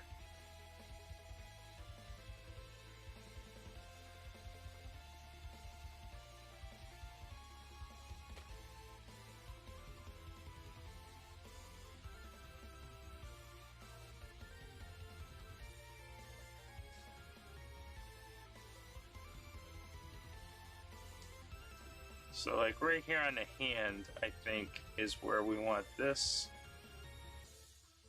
So let's get this finger.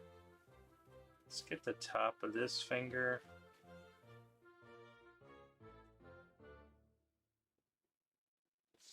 Now that might not actually get light. I might actually mess that up. But we'll do this right here.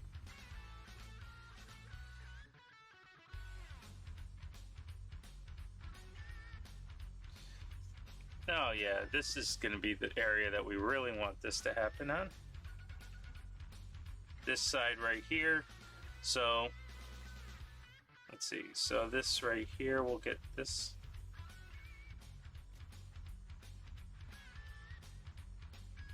Right there on the side.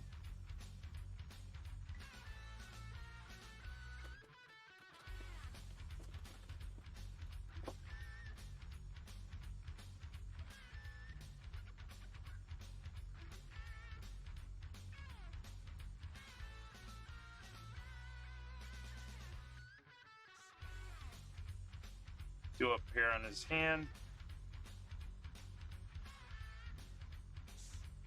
So it's kind of like you just have to look at it from the side and you have to kind of figure out, okay, what's going to be mid muscle, what's going to be highlighted muscle.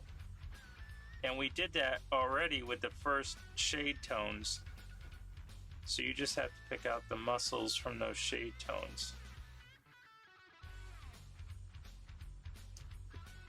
Like these feet right here. Maybe if I angle it this way. Right? So we get this. We get this.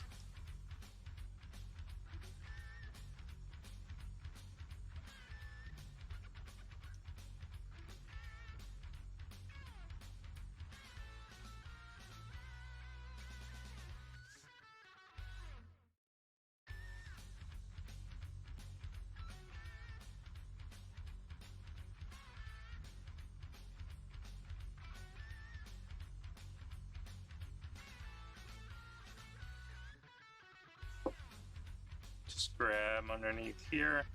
This is in the light.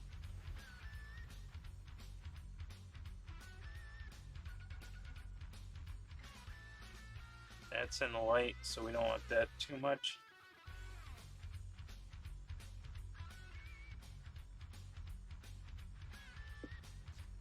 All right. We'll do the top of this skull right here.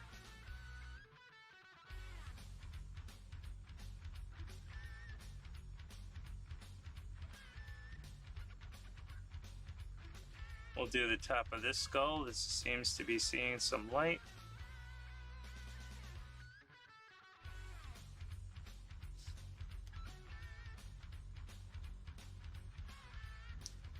This neck right here is probably going to get bounce light from the other neck that's in the shadows or in the light. So we're just going to indicate that like this with this color. And you can start to see as you're doing this, like that face is going to be a lot lighter.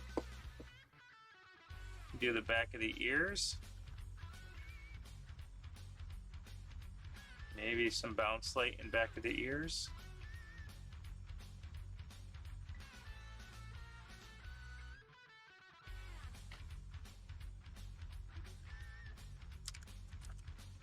Since we darken that up, I gotta come over here and fix this neck. So we're just gonna actually put some of that Slanesh gray right there. Do a little Slanesh gray there.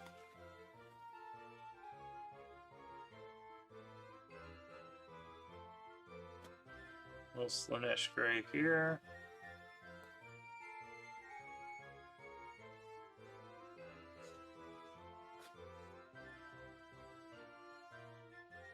A little Slanesh gray right here.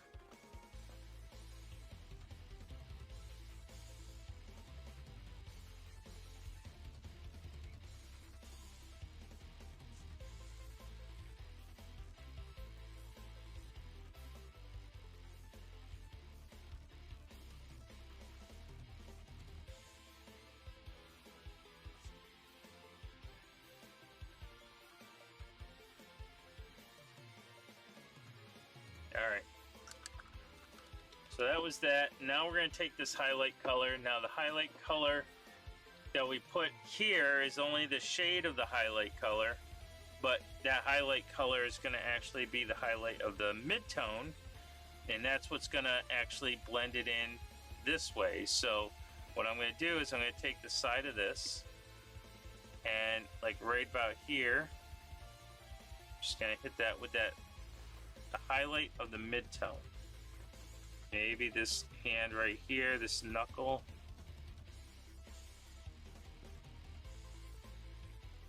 Maybe this right here.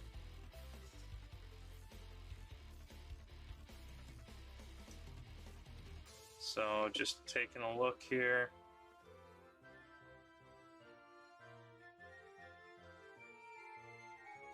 These little rib cages. See, this is where you want to focus on the detail now.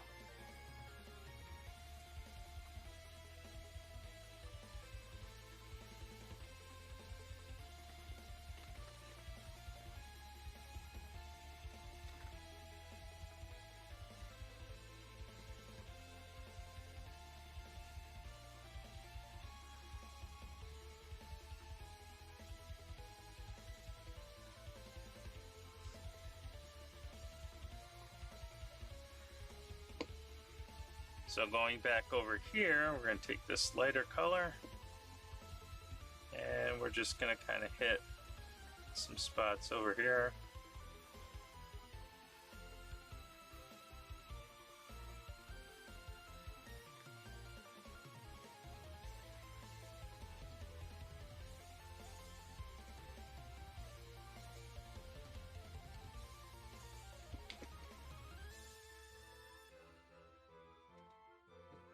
Oh, no, that's not where I want to hit.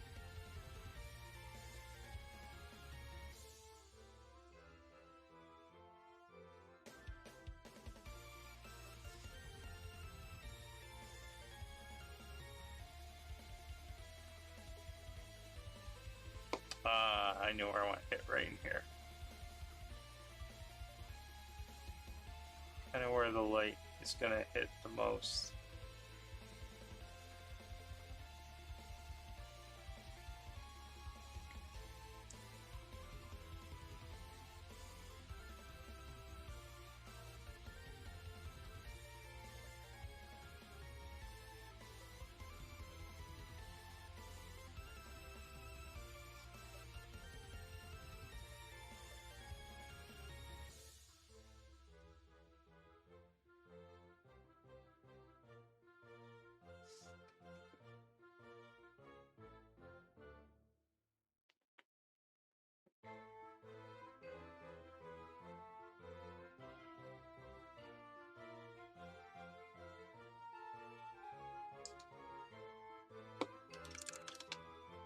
See, I have to go back to my shadow highlight and change this up a bit.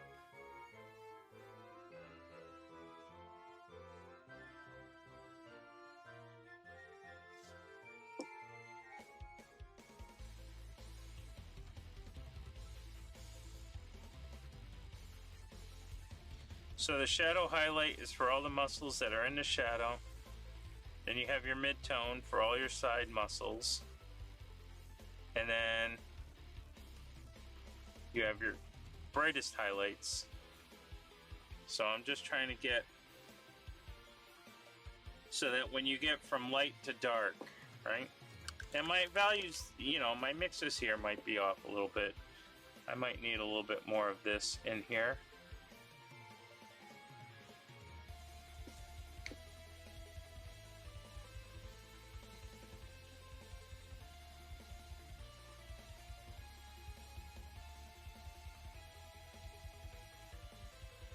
That's what glazing is all about. Oh, here we go, right here. Get this in the light right here.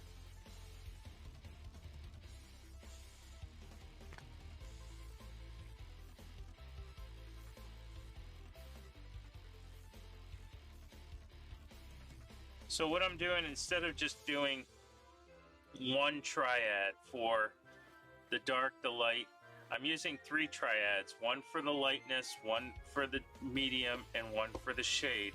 So when you turn him, he's bright in one area and he starts to kind of fade away into the darkness. But the trick is you have to have that you have to have this flesh tone in every single color. So let's go ahead and do the bright flesh tone, just to show you what the bright flesh tone does. This isn't the highlight of the flesh tone. I'm gonna grab a little bit of this. All right, and then I'm just gonna do anywhere. I'm gonna highlight the flesh tone, right? So keeping that shade in there, I'm just painting the highlights or the muscles with this flesh.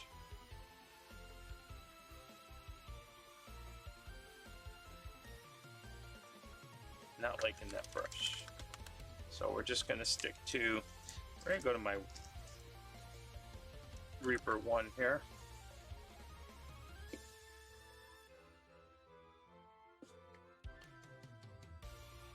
And we're just gonna paint this flesh right here.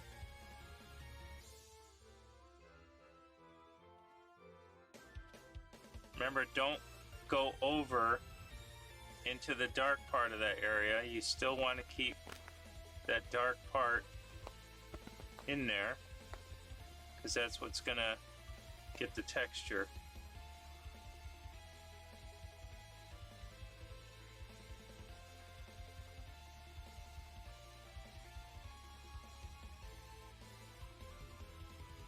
Trying to make sure I get a nice smooth coat here.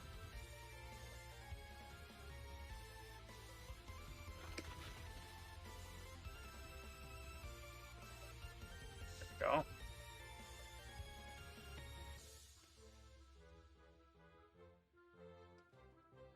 I think the top of the lip may need to be done.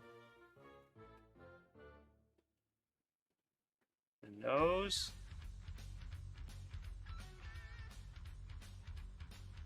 The eyebrows.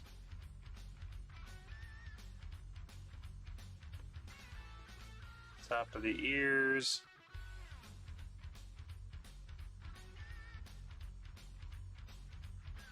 Top of the forehead.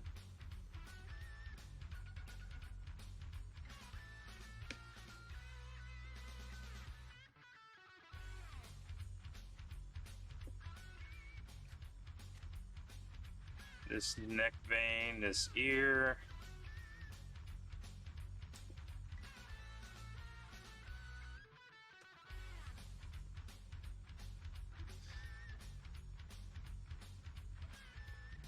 Again, this is the part where I'm taking care of the entire details. So this is where I want to make sure I'm not covering up details. I want to leave some of that nice shade color we put in here.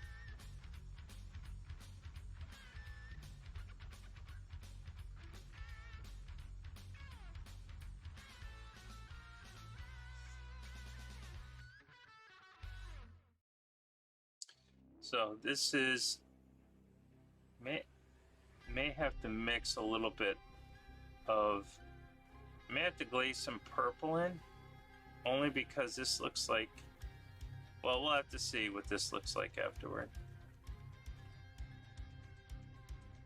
This brush seems not to be working very well in my favor.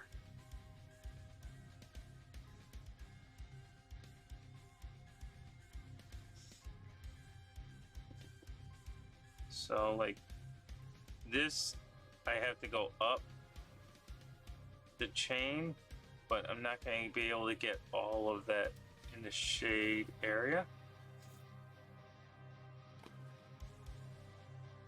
Coming up here, want this to be in that area.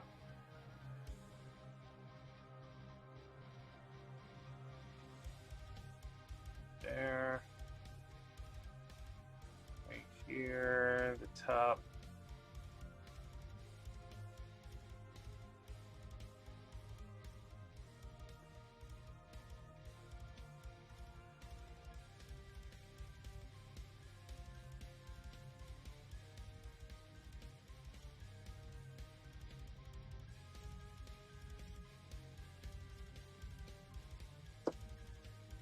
Looks like it's trying to dry brush. I don't want it to dry brush.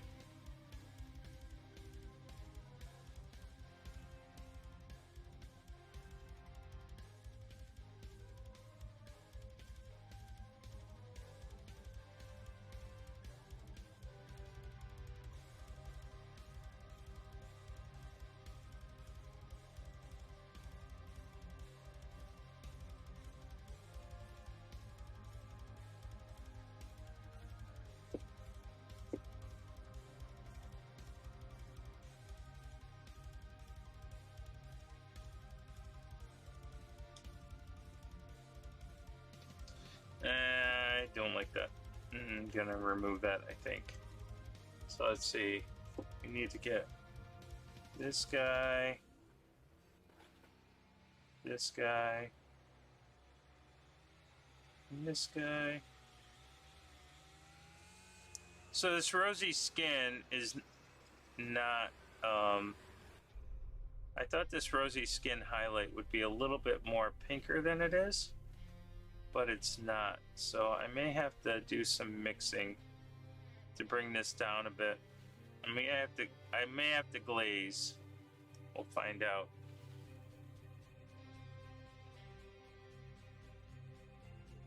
So all I'm doing right now is hitting the highlights where it's gonna hit, because I'm trying to create a little bit of shadow with his body.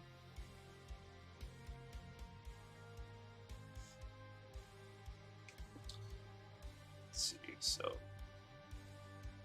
these guys, get the highlight there. Then we have his feet, right?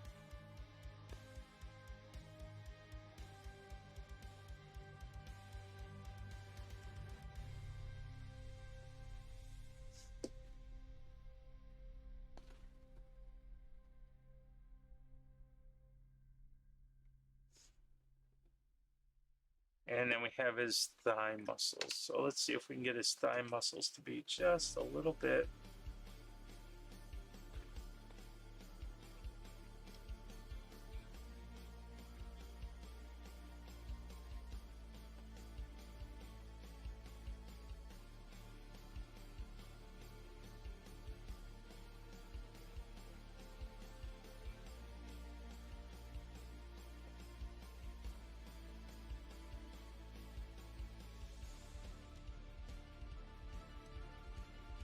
May wanted to have gone to a darker flesh tone, but I can fix this. It's not out of the realm of possibility. I just need to adjust some things.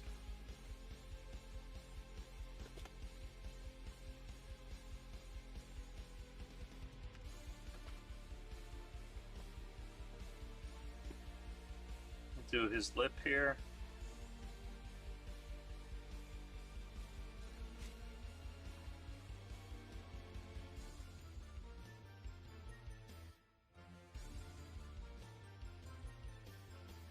Nope, I have a foot here. So we need this.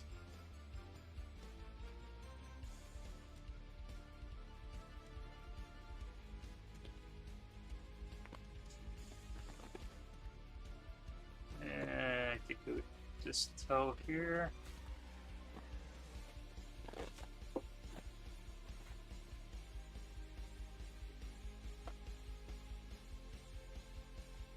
Alright, so if I turn him around, you get to see how certain things are lighter.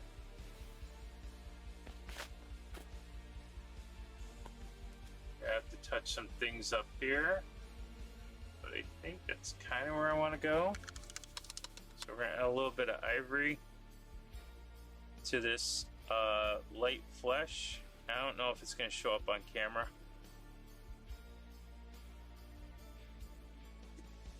But I'm just gonna kind of spot some areas here.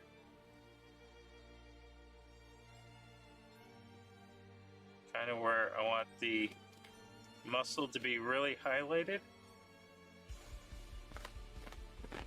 Stomach. It's got this little divot in here, so we're just gonna kind of paint around the divot.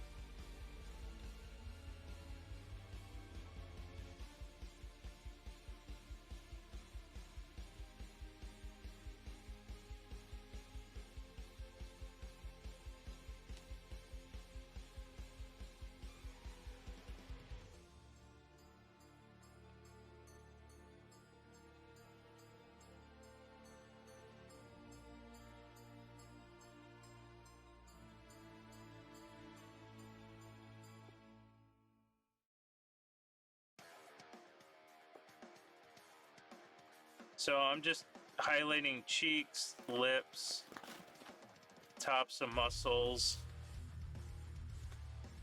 anything that faces the light. Whoops. It's part of the arm. So I'm not turning the miniature as much as I was before. I'm just, whatever I can see that's going to get that light source, that's kind of what I'm painting up. So like any top of skulls, any veins, any kind of muscle groups, that's kind of where you want to go. So like when I'm holding it this way, I'm on this side of the muscle that's going to be seen by the light.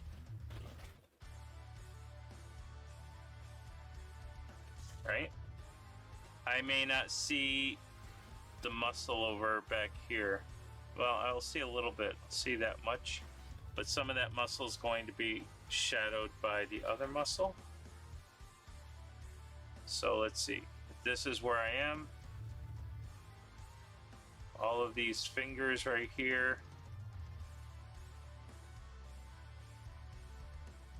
Notice I'm only doing the front part.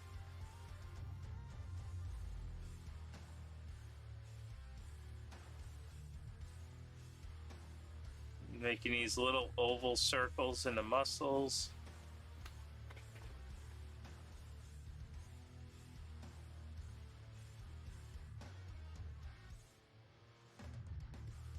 And then there is a little bit of muscle right here that kind of gets hit.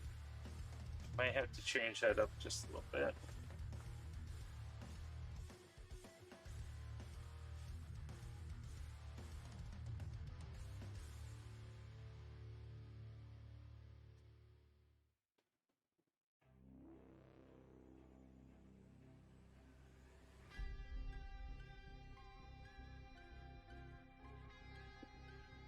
Tops of feet.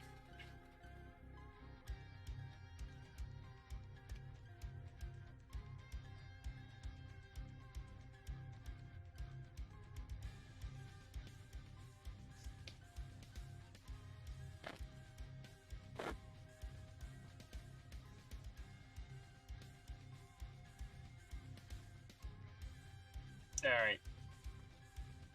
So we've got our 9 colors on the flesh tone. Things have to be kind of blended in, and this is where you can start blending things in. So I'm just going to start taking some of my mid-tone here. So I think it was a 50-50 mix. I'm going to actually add some flesh tone into that 50-50 mix, and I'm going to give it a quick thin. And I'm just going to kind of get rid of some of these hard edges here, just by kind of wiggling in.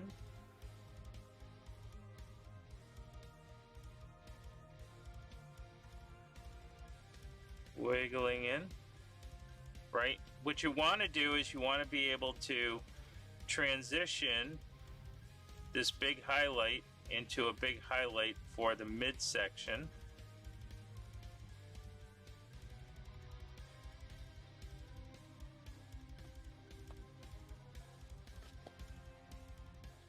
So like right here, just gonna kind of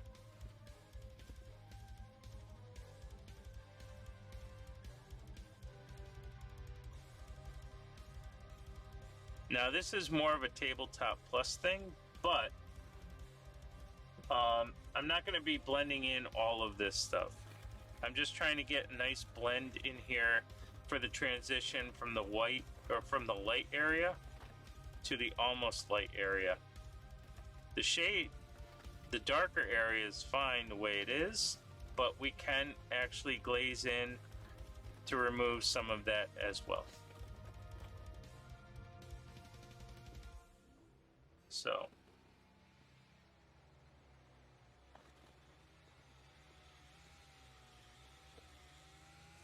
and remember that this color is nothing more than that shadow color anyway of the light side of this, right? So all I did was kind of add a little more flesh to the this color right here, and I thinned it down a little bit, right?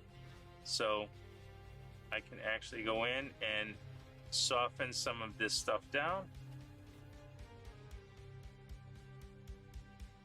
Just kind of glaze inside those muscle groups right there.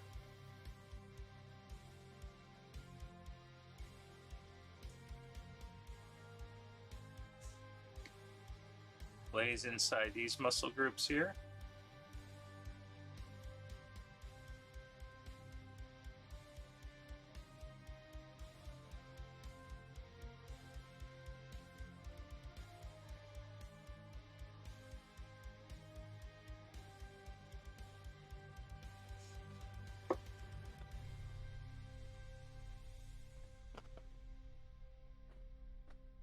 And this is also the highlight for the shaded area.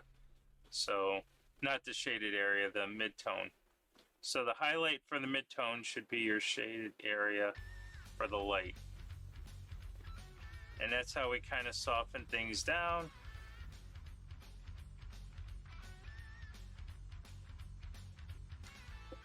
And get a little more blends into that flesh.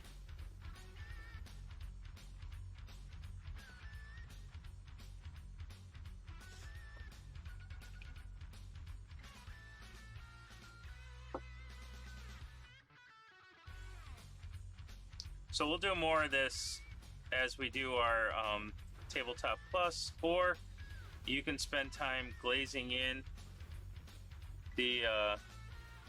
So you want to take the highlight from the transition or the shade, depending on where you are, and you want to just kind of paint inside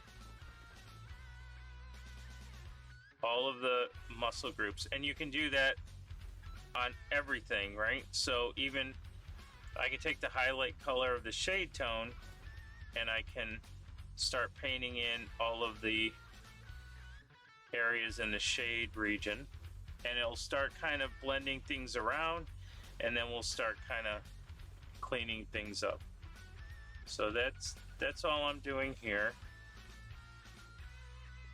And I'm just trying to get enough of this done so that you could see kind of like the transition.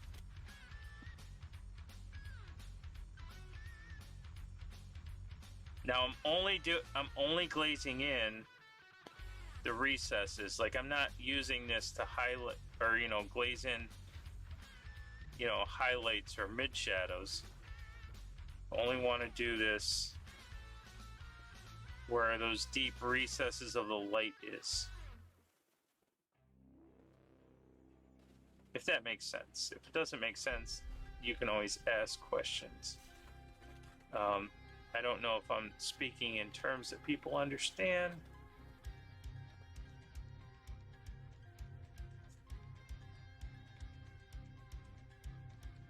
But as you do this process, you're going to start to see you're gonna start to see how it just all starts to come together. And the more and more we do this, the more and more smooth it becomes. Hey, JJ, what's going on? How is the jelliest tip that ever did tip a gel? Making sense to me. How are you doing? I am doing great. Thanks for stopping in, JJ. Just doing a little small paint along. We've gone over our extended time, but we're having so much fun. We're trying to get this Ettin. And so we spent a whole day of just getting the bait, the undercoats in there, and we're playing with the flesh tones. Now we're just kind of smoothing out some flesh tones. So, and we haven't really done much of anything else today. So how are you, Mr. JJ?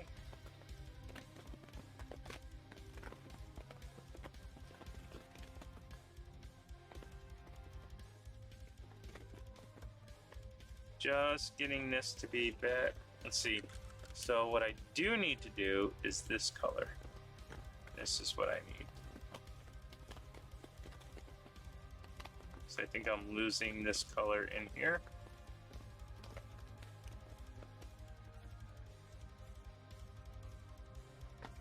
That's exactly what I need to do. There we go. Much better.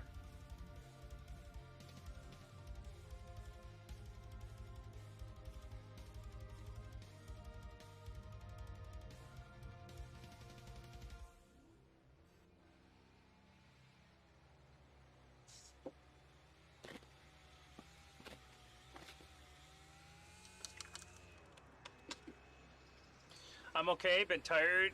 Got to get my sleep schedule back in order. That's me. Yeah, looking smooth.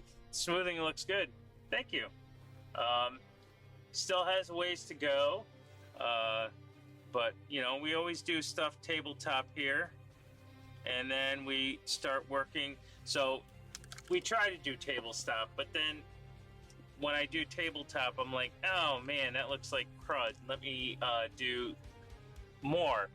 So, but that's kind of where, so the skin tone is going to take us a while to do. But before we go, I do want to actually do one thing. So next week, we're not doing the paint along on Sunday, but we're doing it on Tuesday the 14th. And the reason why we're doing it on Tuesday the 14th, because it's Mom's Day next Sunday, and I'm going to devote my Sunday to my mom. But that's a mood, JJ. What I do want to do is, before we get any farther, I do want to do some dry brushing. And to dry brush, we're going to actually dry brush a little bit of ivory into some mahogany brown. So let's take out some ivory and let's take out some of that mahogany brown.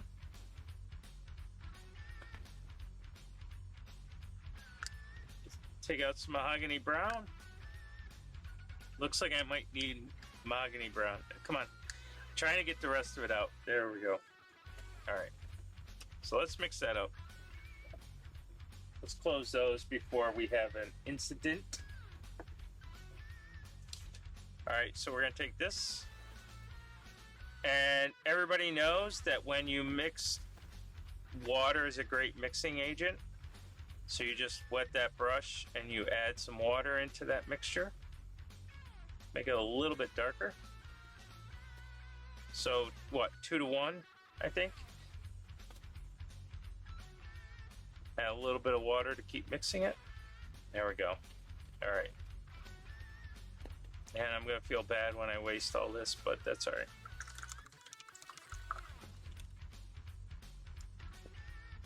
All right, so I'm gonna try this. I'm gonna dip the dry brush in the water really quick and wipe it on my hand just to get it nice and damp, because I want nice smooth dry brush. Touch the middle of the mixture like that, and just kind of wipe it down, kind of like you're feather dusting, right? That's what we want. We want to feather dust with it. All right, and we're just going to dry brush that fur right now. We're not doing anything else, but you're just going to take that and you're going to just dry brush all of that fur to bring out all that delicious detail. We're going to go in and show you how to paint that fur in there.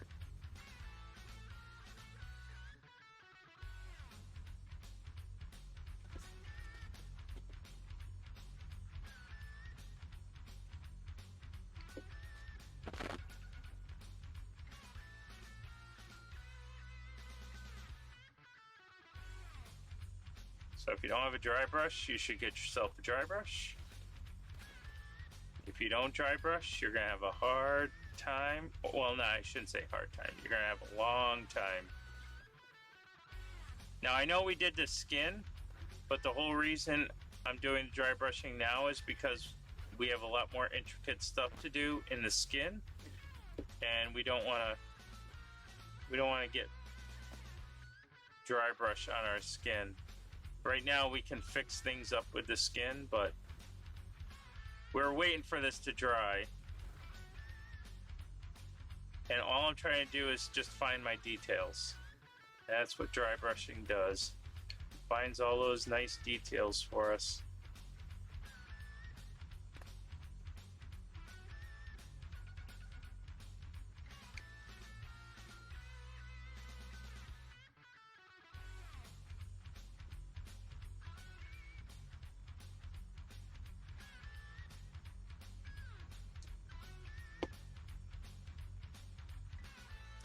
Doesn't look like it did anything, so I'm going to add a little bit of ivory. Whoops, that's too much ivory. I think that might be too much ivory.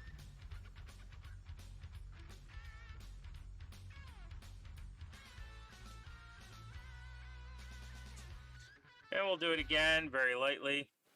I mean, I can see some of the fur details, but I kind of really want to be able to see some of the fur, because we can make a that can be part of our contrast.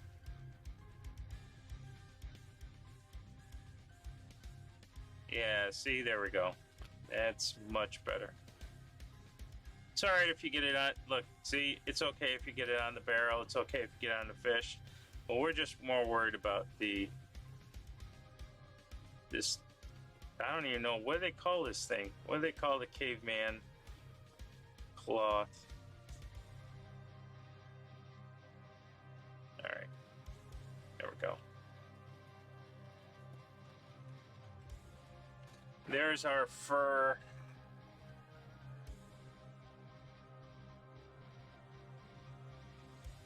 Alright, so as we do this, you're going to start to see how it starts to kind of blend in, and there's our shade tone. So eventually we're going to get the shade to look like it's in the shade, and we're going to get the transition where some light will hit. So I'm thinking like the top, if the light's coming at this way, right? If the light's coming in the middle of here, then a lot of this back here should kind of be backlit.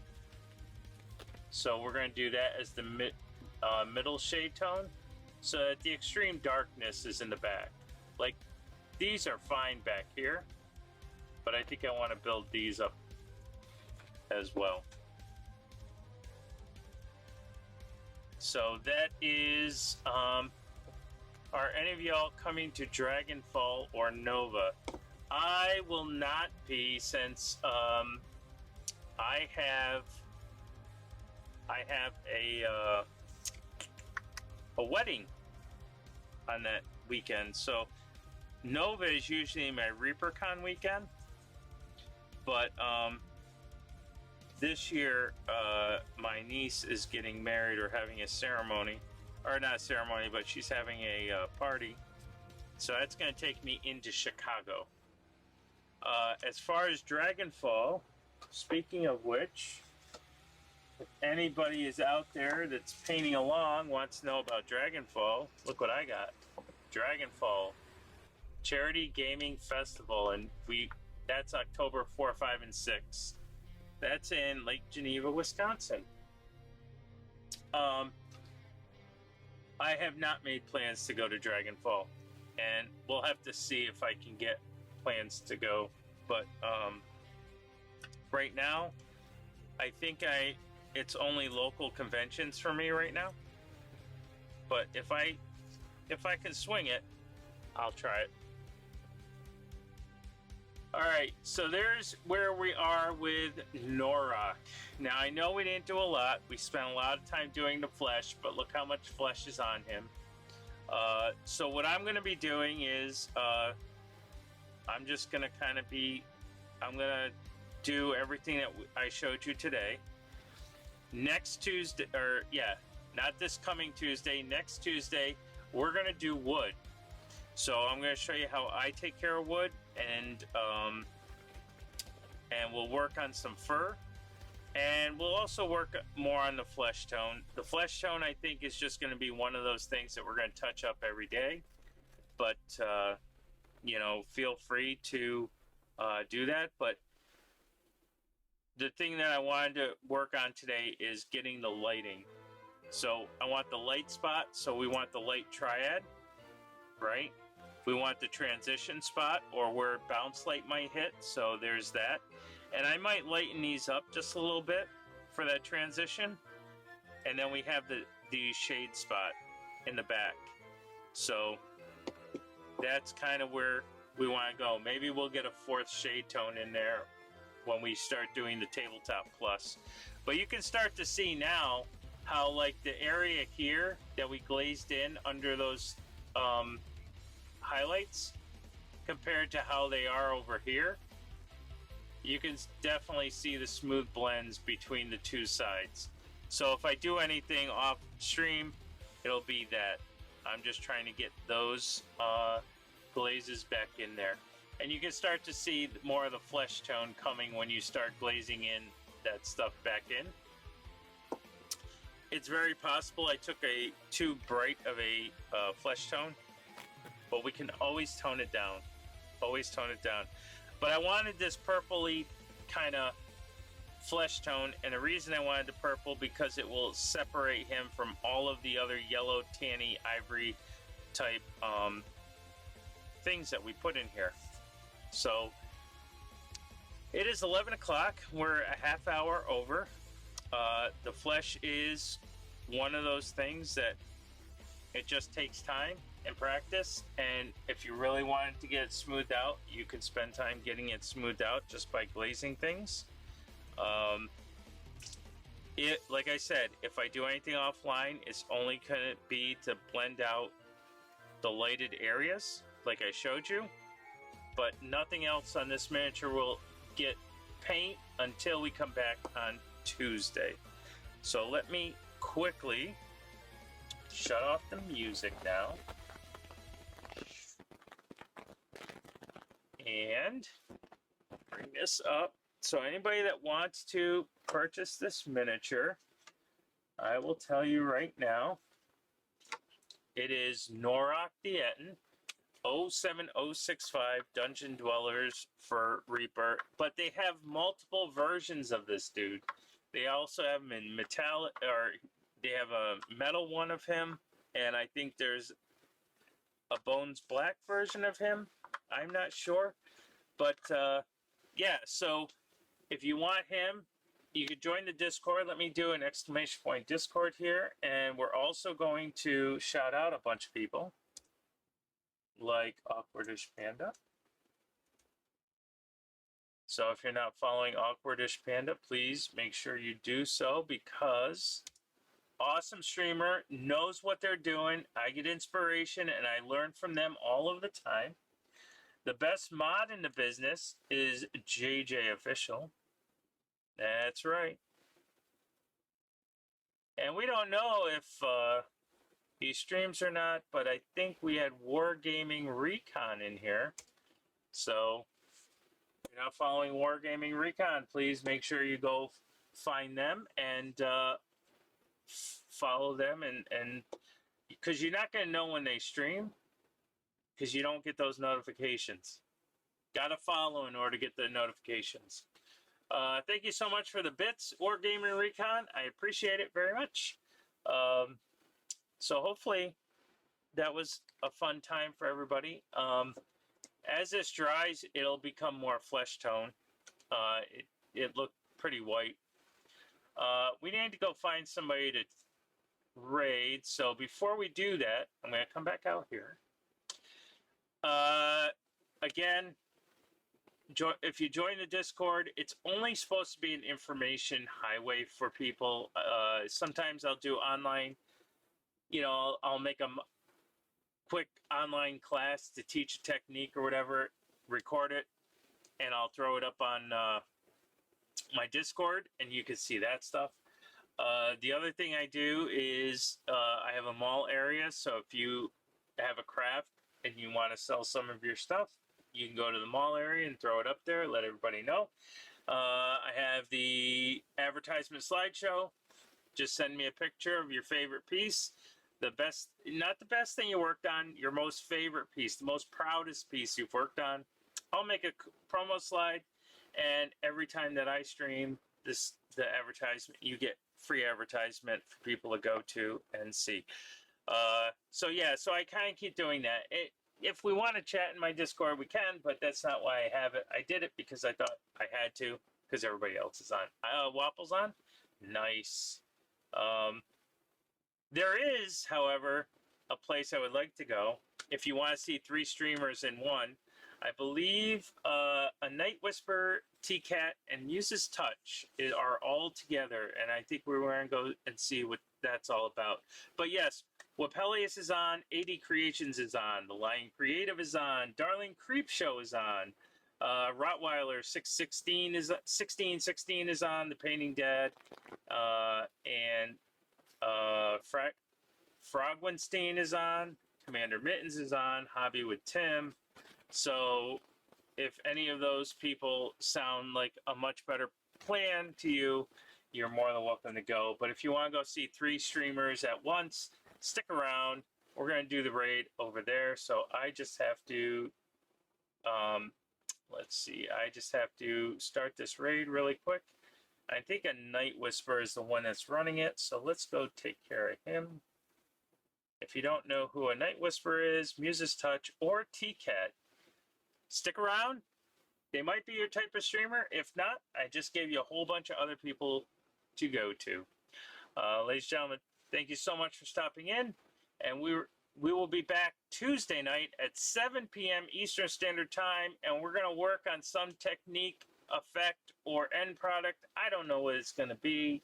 Your guess is as good as mine. I think I might want to do warm and cool whites, but we'll see. Until then, ladies and gentlemen, I'll see you behind the brush.